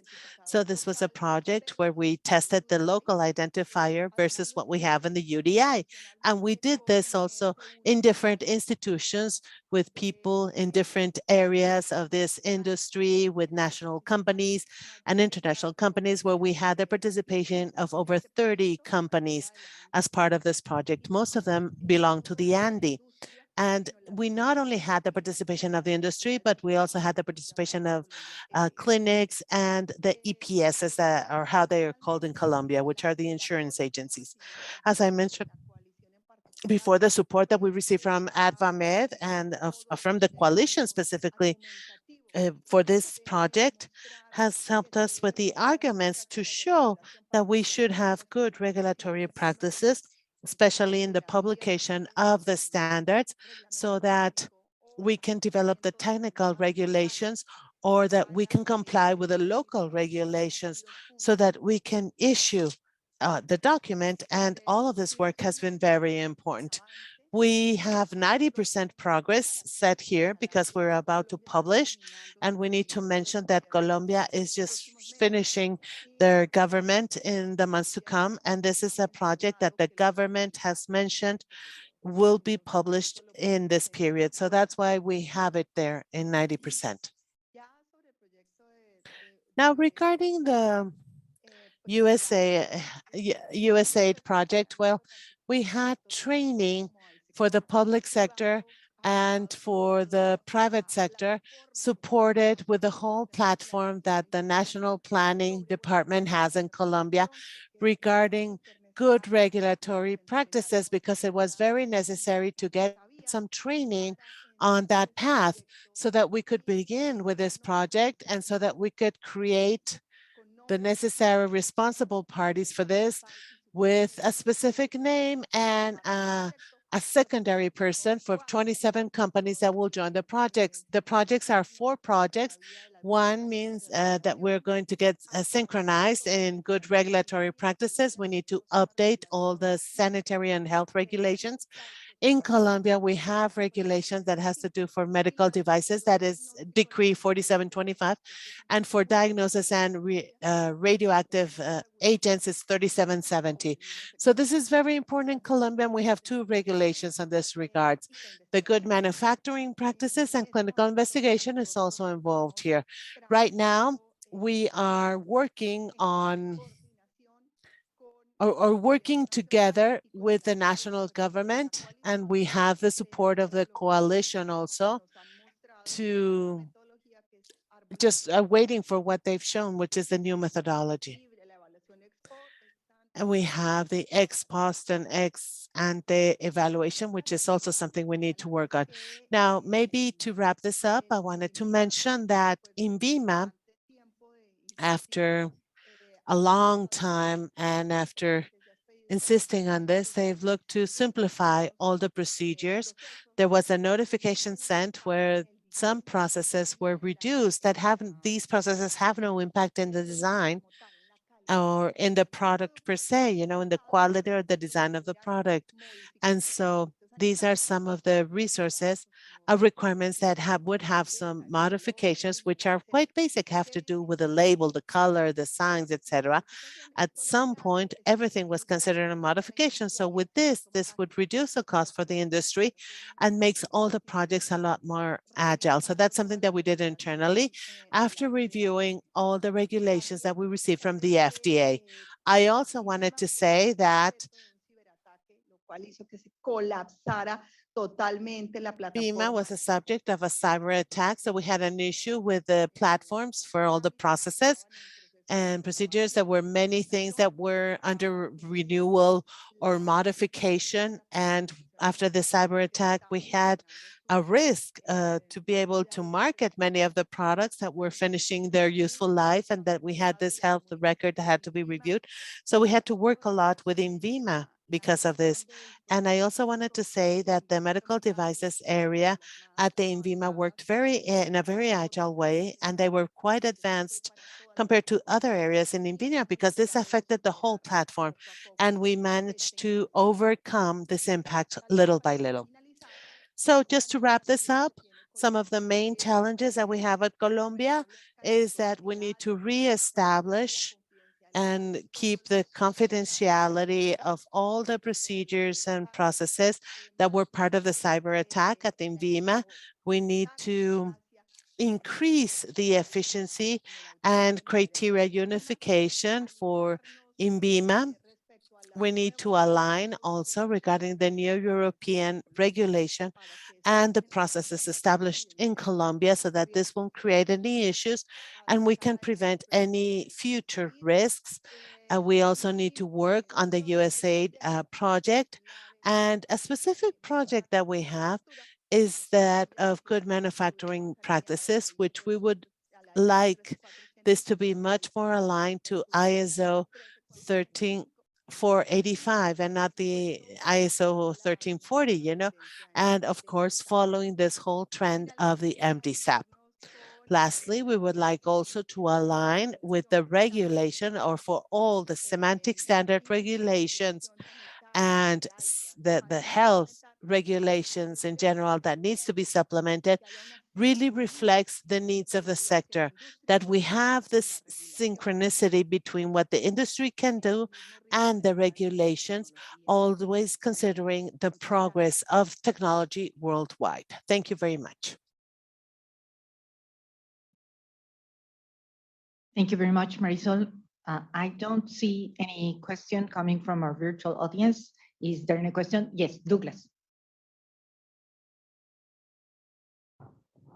Hi, everyone. Good afternoon. Douglas Rodriguez, Roche Diagnostics. I have two questions, if I may. The first question is for Chile. We already know that the new regulation of medical devices and IVD, it is some sort of on hold due to the main law that is under review, that is the Pharmacostos. But can you comment a little bit if how have been the conversations with the regulatory agency in terms of reviewing, advancing the drafting of the medical device IVD regulations to be very aligned with international guidelines and with the private sector, to be ready at the moment that the Pharmacostos law move forward, just to have an overview on if you have any news on this.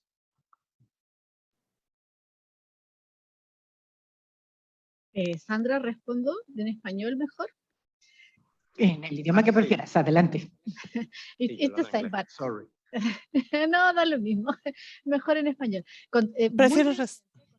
So very briefly, I wanted to tell, just as Sandra said, we gave the ANBIV and the Office of Medical Devices of the ISP a document that is available in the coalition's website also regarding good regulatory practices and the need to comply with international standards. This was presented last year in December.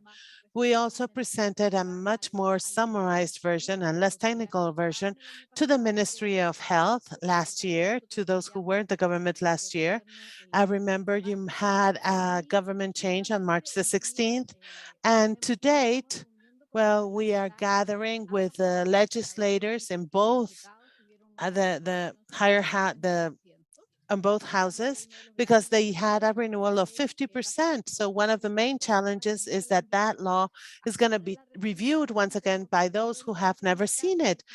The information we receive from these new legislators say that this law is very good.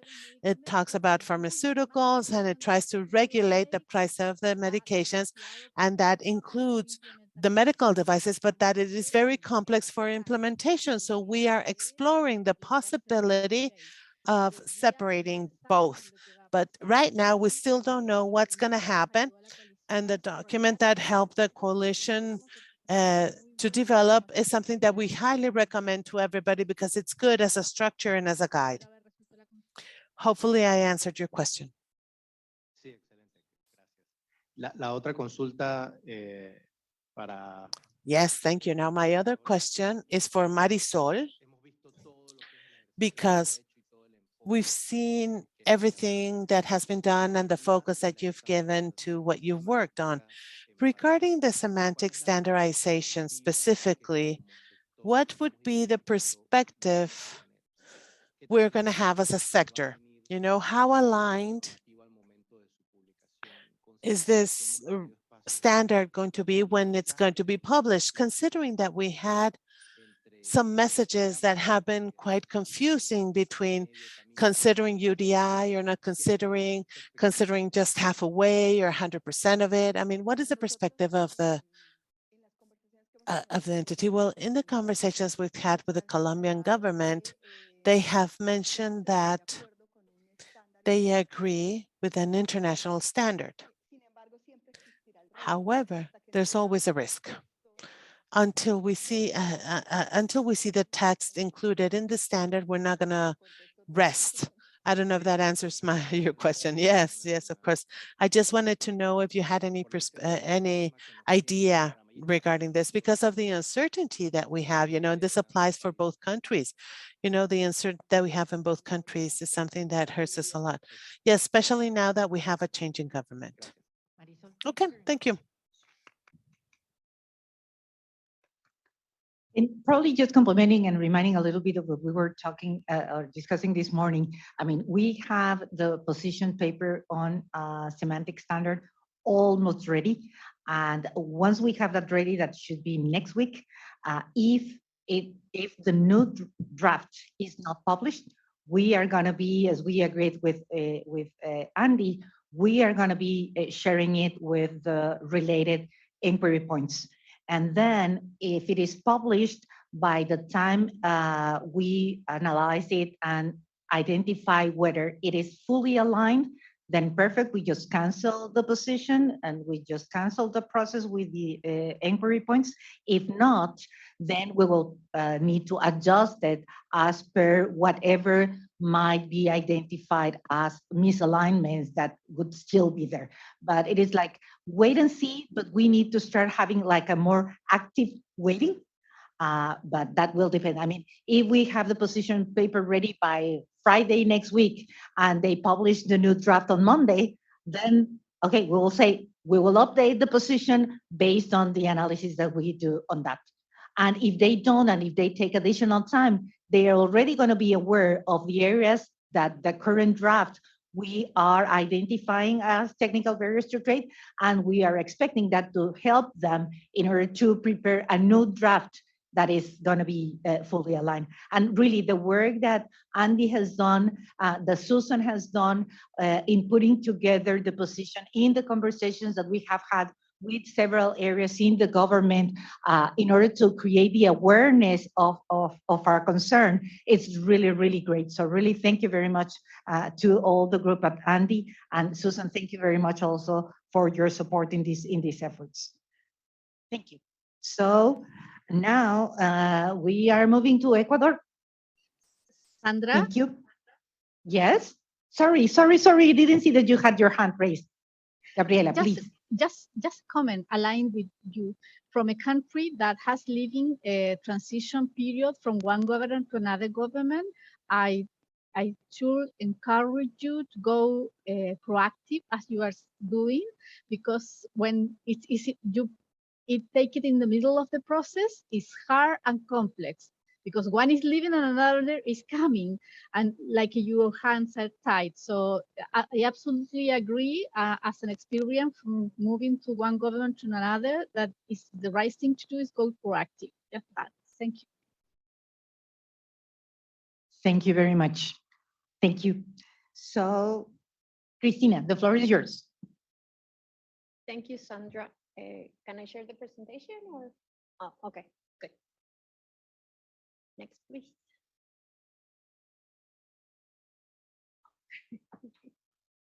Thank you, Marisa.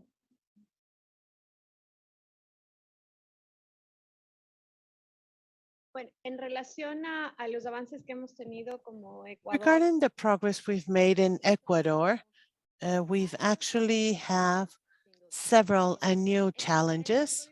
And regarding the Organic Health Code, we still, this code had the objective of creating price regulation to create also like a staple chart of medical devices that was mandatory, and to force all the public institutions to buy through this law based on public procurement processes. So we managed to veto this project in 2019.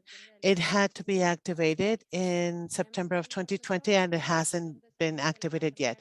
We have information that the Health Commission of the National Assembly is working on this, but our strategy would be to make sure that this bill is filed in the National Assembly and that we start a new one. So regarding traceability, we've managed to derogate the regulation traceability regulation in December of 2021, but the Ecuadorian government unfortunately included the traceability technical term and the requirement of traceability again as a need for public tendering processes and public procurement. We had made a lot of progress.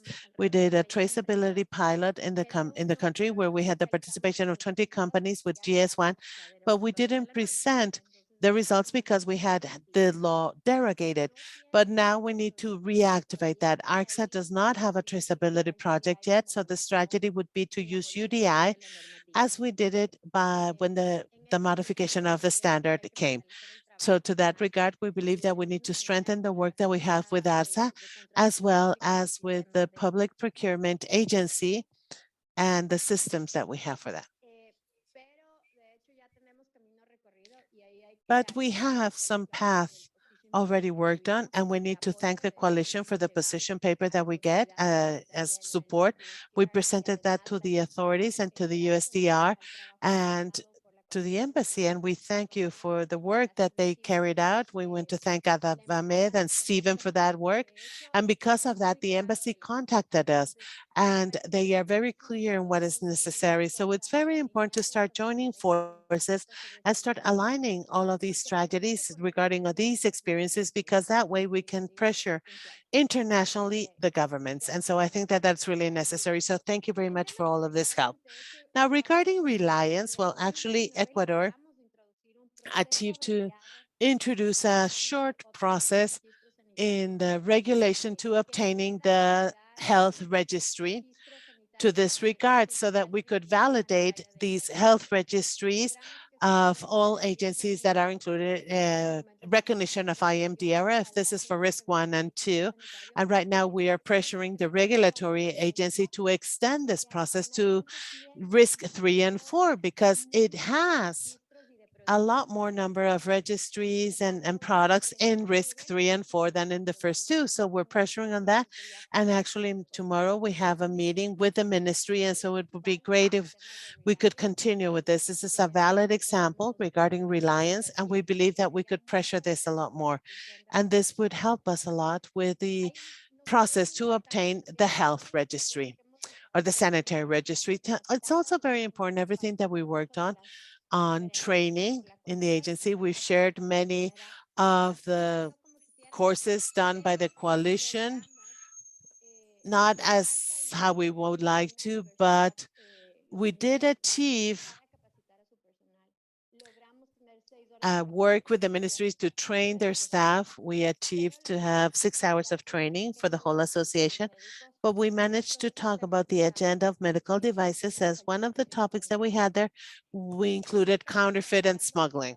And so we're working on training people on these topics. And additionally, we are pressuring the foreign trade ministry so that they can issue a list of products that should enter the country with a held record.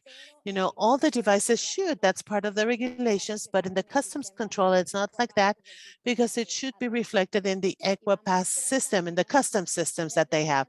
And so it's been more than 3 years. We started this in 2019 since we started working on this resolution. We're still working, and it says that by the end of June, we're going to have this list already included. Hopefully that's going to happen.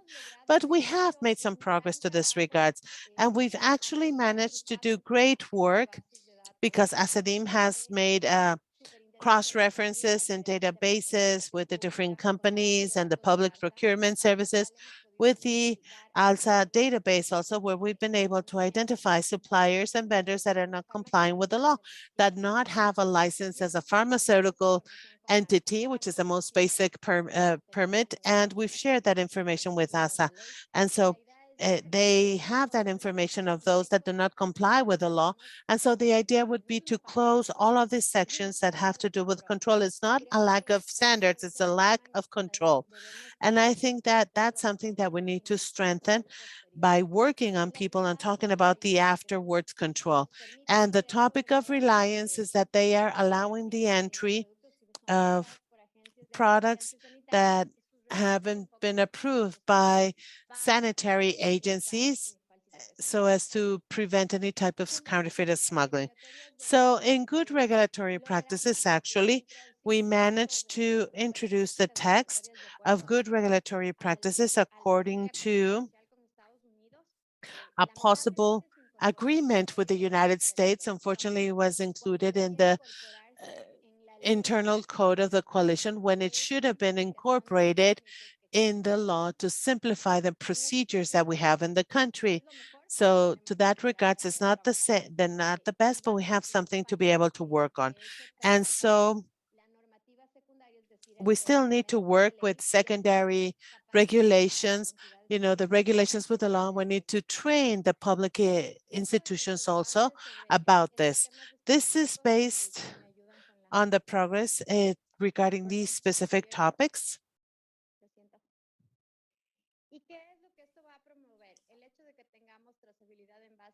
So what is this going to promote? Okay, the fact that we have the traceability based on UDI, you know, with working with the 3 different types of UDI. So for us to have more access to medical devices in the country and for this not to constitute an obstacle to commerce, to trade. Regarding expedite approval of the sanitary registration, this is going to accelerate this process for this health registry, the sanitary registry. Here, the company that is headed by Asadim obtained the registry in 48, no, in 8 days, specifically in 8 days. And so this is some progress that would allow you to work on these processes and so that we can have better access with technology. Regarding the control of medical devices, the fact that we have the controls in the customs agencies would allow us to reduce illegal trade of all of these products.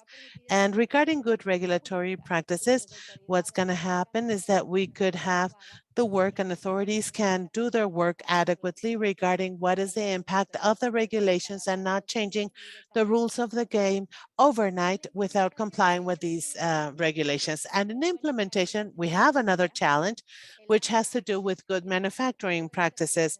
AXA, based on all of this work that we've related to, is asking us to promote the construction of the good manufacturing process practices and to work on this implementation. So that's what I was talking to with Alicia, because the idea is to guide them on how they have to work. You know, as you know, they're going to do a copy paste of the medications and we're going to have a lot of issues because of that. So I think that it's really important to use of these spaces just as the ones that ADEMED have so that we can align with the specific position of the industry and so that we can make some progress. And we also wanted to share, here we go. We had an initiative based on a proposal by Boston Scientific, and we thank them for this immensely. All the health systems right now have huge challenges on how to solve what happened during the pandemic. It was not an issue with the pandemic. You know, we see that there were some deficiencies previous in health systems, and we had never talked about or solved those issues. So as Ecuador, we saw through this challenge and with the help of Boston Scientific that helped us with a consultancy of Purpose Alliance, that is a methodology developed during the pandemic, is an initiative to solve these issues. And so we presented this proposal, and this proposal was an invitation to all the different participants in the health industry to participate and to build solutions. And these, we created 8 work teams that each one of them had to respond to these questions. How to optimize the health system, how to improve the coverage of the health systems, how to improve the quality of health systems, how to promote investigation in health systems, how to reduce the impact of transmissible diseases and chronic diseases, and how to manage or work with catastrophic orphan diseases and rare diseases. And something very important is how to drive the obtainment of the obtaining of knowledge and the work of the same. So these had to receive training in the Purpose Alliance methodology, and then they had a week of training on the topics that we were managing in purchases and value, how to promote investigation to get more knowledge, how to promote the quality in the health service, and others that we can share through the agenda. And then after this training, and after this week of inspiration, each team, it builds the proposal in that week. And the proposals were focused on these three topics: strengthening primary attention, including telemedicine and digital health, the empowering of the human talent in the technical environment, and the services to patients. We can share this presentation to you. The work of the comprehensive public network for health and private network for the timely service of the patient, because we need to remember that 80% of the service in Ecuador is public. Everything goes through the public finances of the ministry and through Social Security, and only 20% of them are private. And we have to make all the work in health much more dynamic. So we don't have a lot of time. I'm going to go a little bit faster. So the 5 groups that you see there actually agreed that we needed a platform that would require or allow an interoperability between the public and the private system, and that we could control the patient information and also give the service through telemedicine to provide follow-up on what the patients required, because we didn't have this quality management system, and the primary attention. So they chose 2 pilots, and actually we're going to try to manage. For the first one was to live well with diabetes, to reduce the indexes of pre-diabetic and diabetic people, because those are the ones who cost the most and are the ones that require a lot of resources. An additional Ecuador without risk, to reduce the topics of TB and HIV. And in health research, they concluded that we needed to create a system that is connected to public and private institutions to know what needs to be investigated in the country.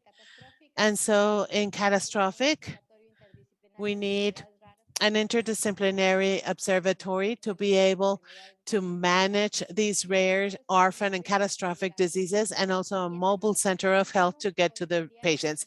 And regarding human talent, they agreed that we required something that could join everything that could be available by the private sector for training. So the idea is to create a platform that could have all the resources, or develop all the resources that we can, so that we can make sure that the officials in the public and private sector have the technical training necessary.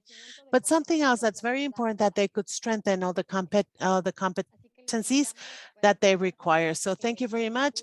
And we invite you to visit the resources. And I think that Marisol said that we should share this as best practices for everybody else. It's available there. And if we could assist you in any part, well, we're here. So hopefully we could manage to work on 2 or 3 of these. Thank you. Thank you very much, Cristina. Sorry, we are not going to have time for Q&A. And as you probably recall, our government officials are waiting for us at 5:30 sharp downstairs. So my apologies for the rest of the countries. Can we just make sure that we have like 2 minutes updates from each of those? I am really very, very sorry.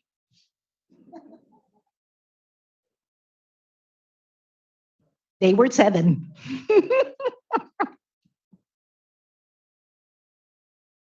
Ok, bueno, yo hablo muy rápido, así es que para mí esto no será un reto.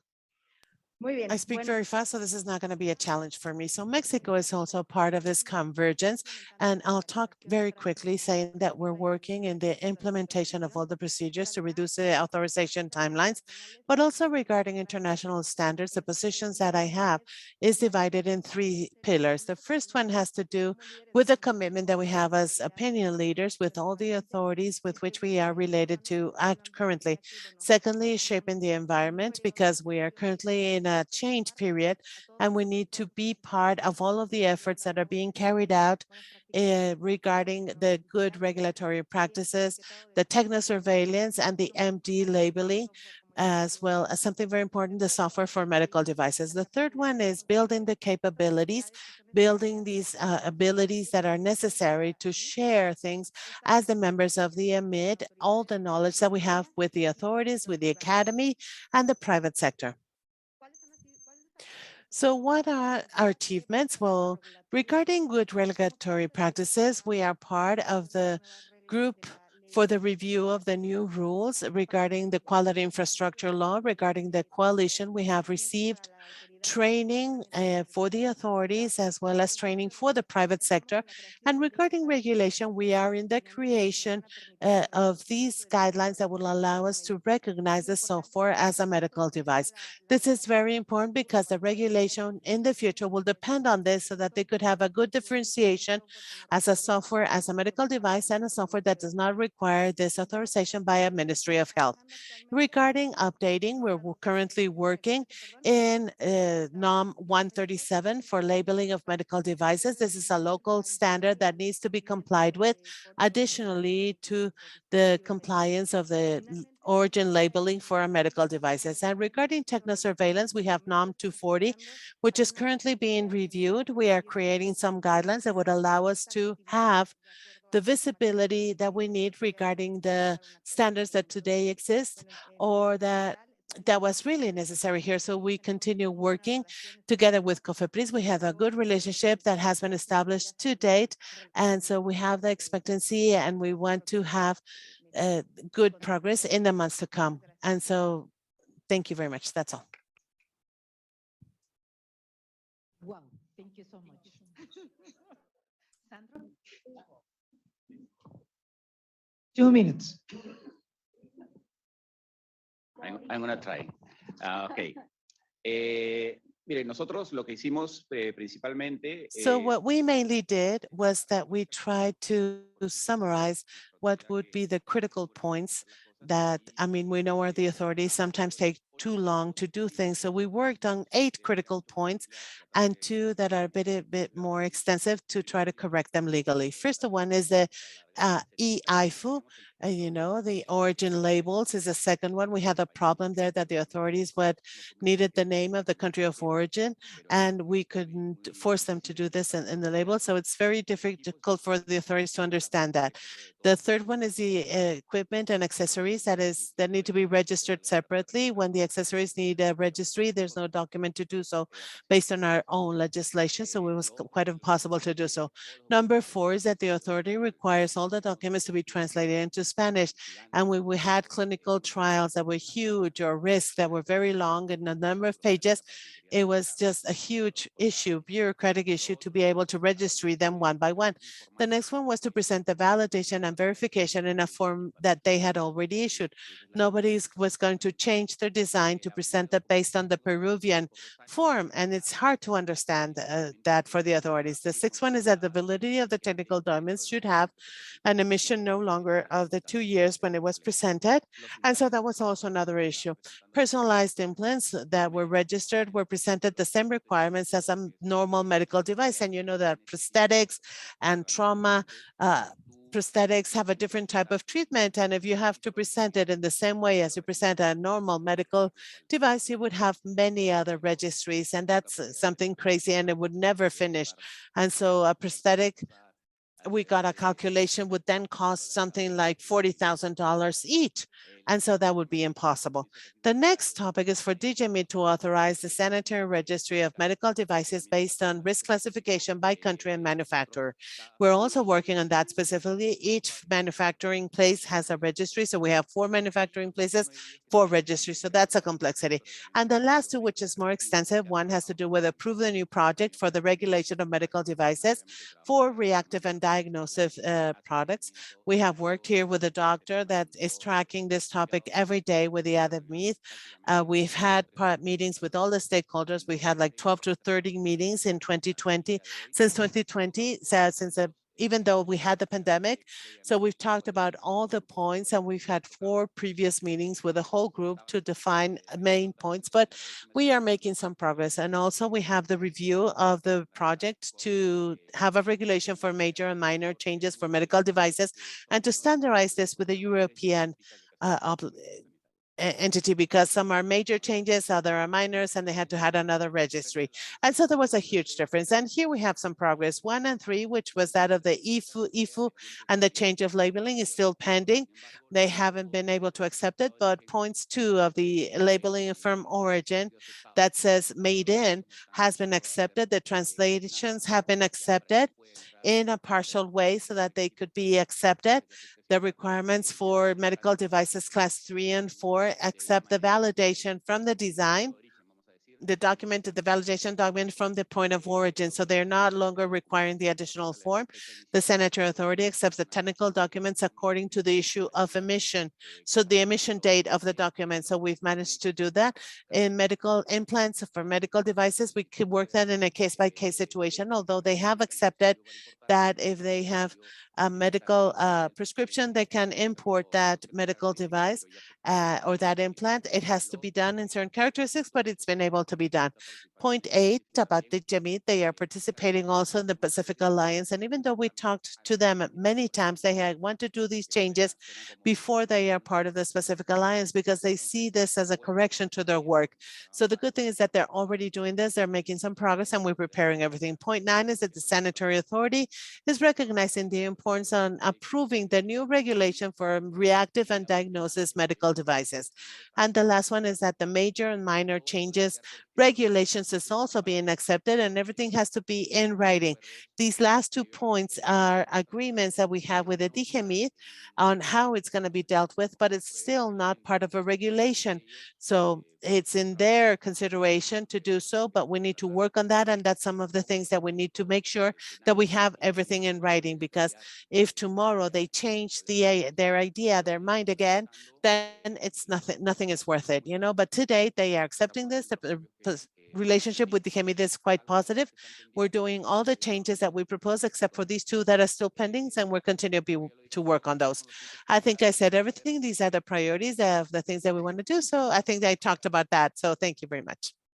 Sandra, thank you very much. We really need to be very close to the DGMIT by the time they are putting together all these new regulations or updating regulations to make sure that they are following good regulatory practices. Necesitamos asegurarnos de que aplican todo el proceso correcto de las buenas prácticas regulatorias para We que need to no make sure that they are applying the correct process of the regulatory practices so that we don't have another different document, totally different. Natalie Trejos?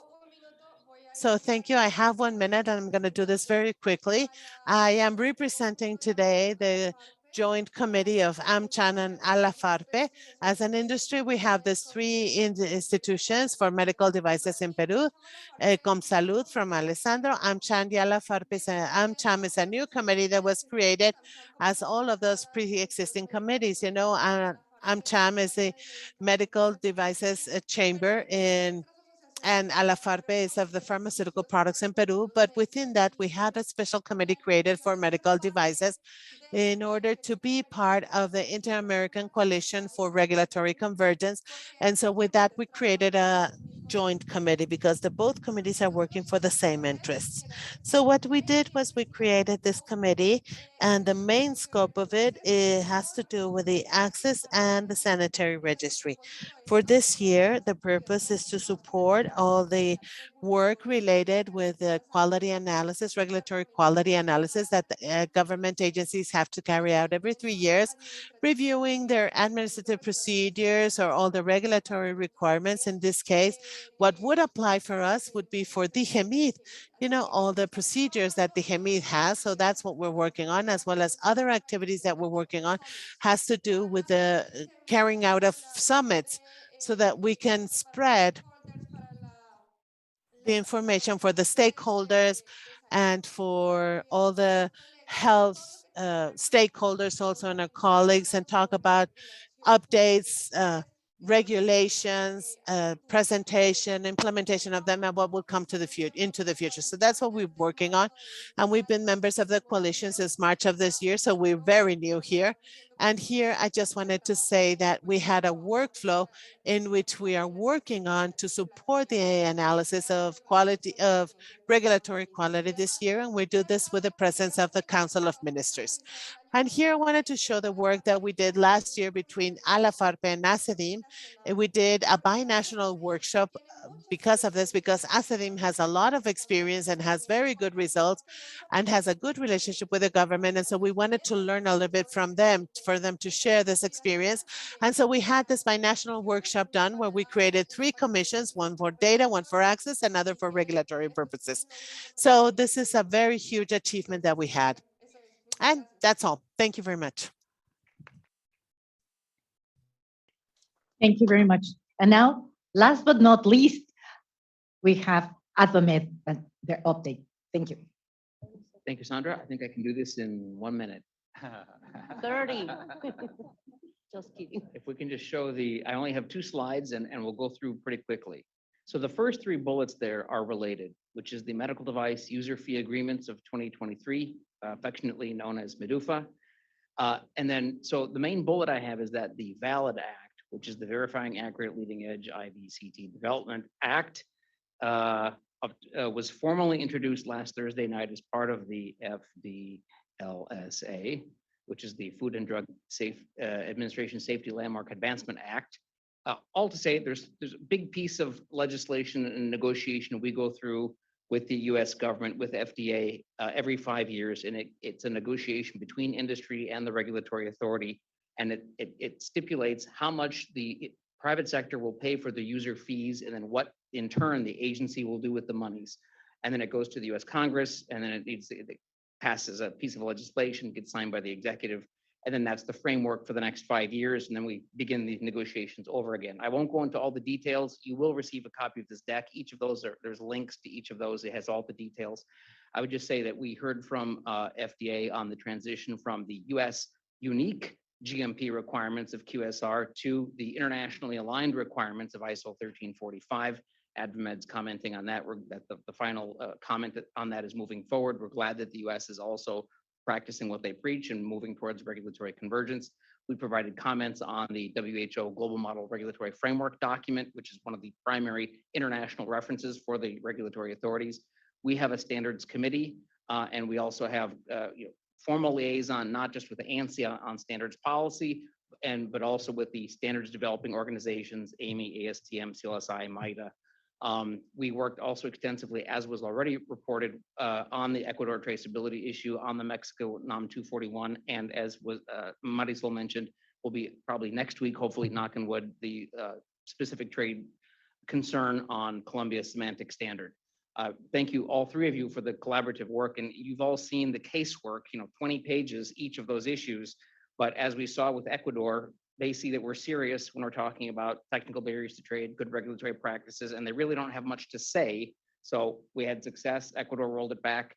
We've heard from Mexico. They've already indicated they want to revise it, but until they finalize that, we're not going to let up.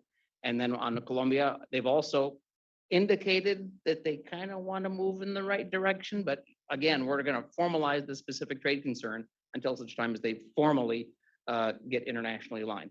And then just on the next slide, it just shows how each of these things impact and align with the coalition objectives. So thank you. Thank you very much, Stephen. So with these, we close the day for today. We're going to be organizing a separate session to go over the GRP survey. Thank you very much, everyone. And now just some final logistic announcements. Thank you. All right. Thank you so much, Sandra, and congratulations to the Regulatory Convergence Coalition. It's really amazing, amazing work. A couple of things before we go downstairs. First, please make sure to take everything with you. So just kind of pack everything up, and including, I know I saw a lot of you taking notes on these, so don't forget to take those with you as well if you've written notes in them, just because you may have written some confidential things in them.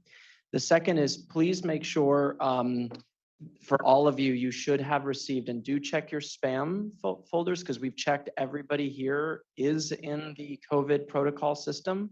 So there is not only a pre-entry survey, there is a post, there is an exit survey.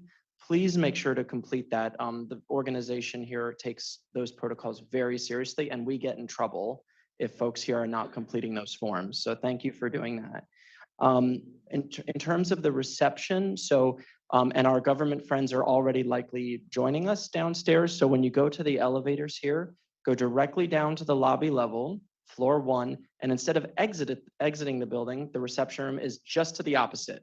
So even before you go past security on the ground floor, just go the other direction and everything is already set up there for everyone. And then just as a reminder, tomorrow, we finish around lunchtime for the joint session, but we come back in that same space tomorrow afternoon for the reception. We're going to have a second reception here tomorrow night. So just as again, a reminder to everyone, if you have any questions, please let me know. So we will see everybody downstairs shortly.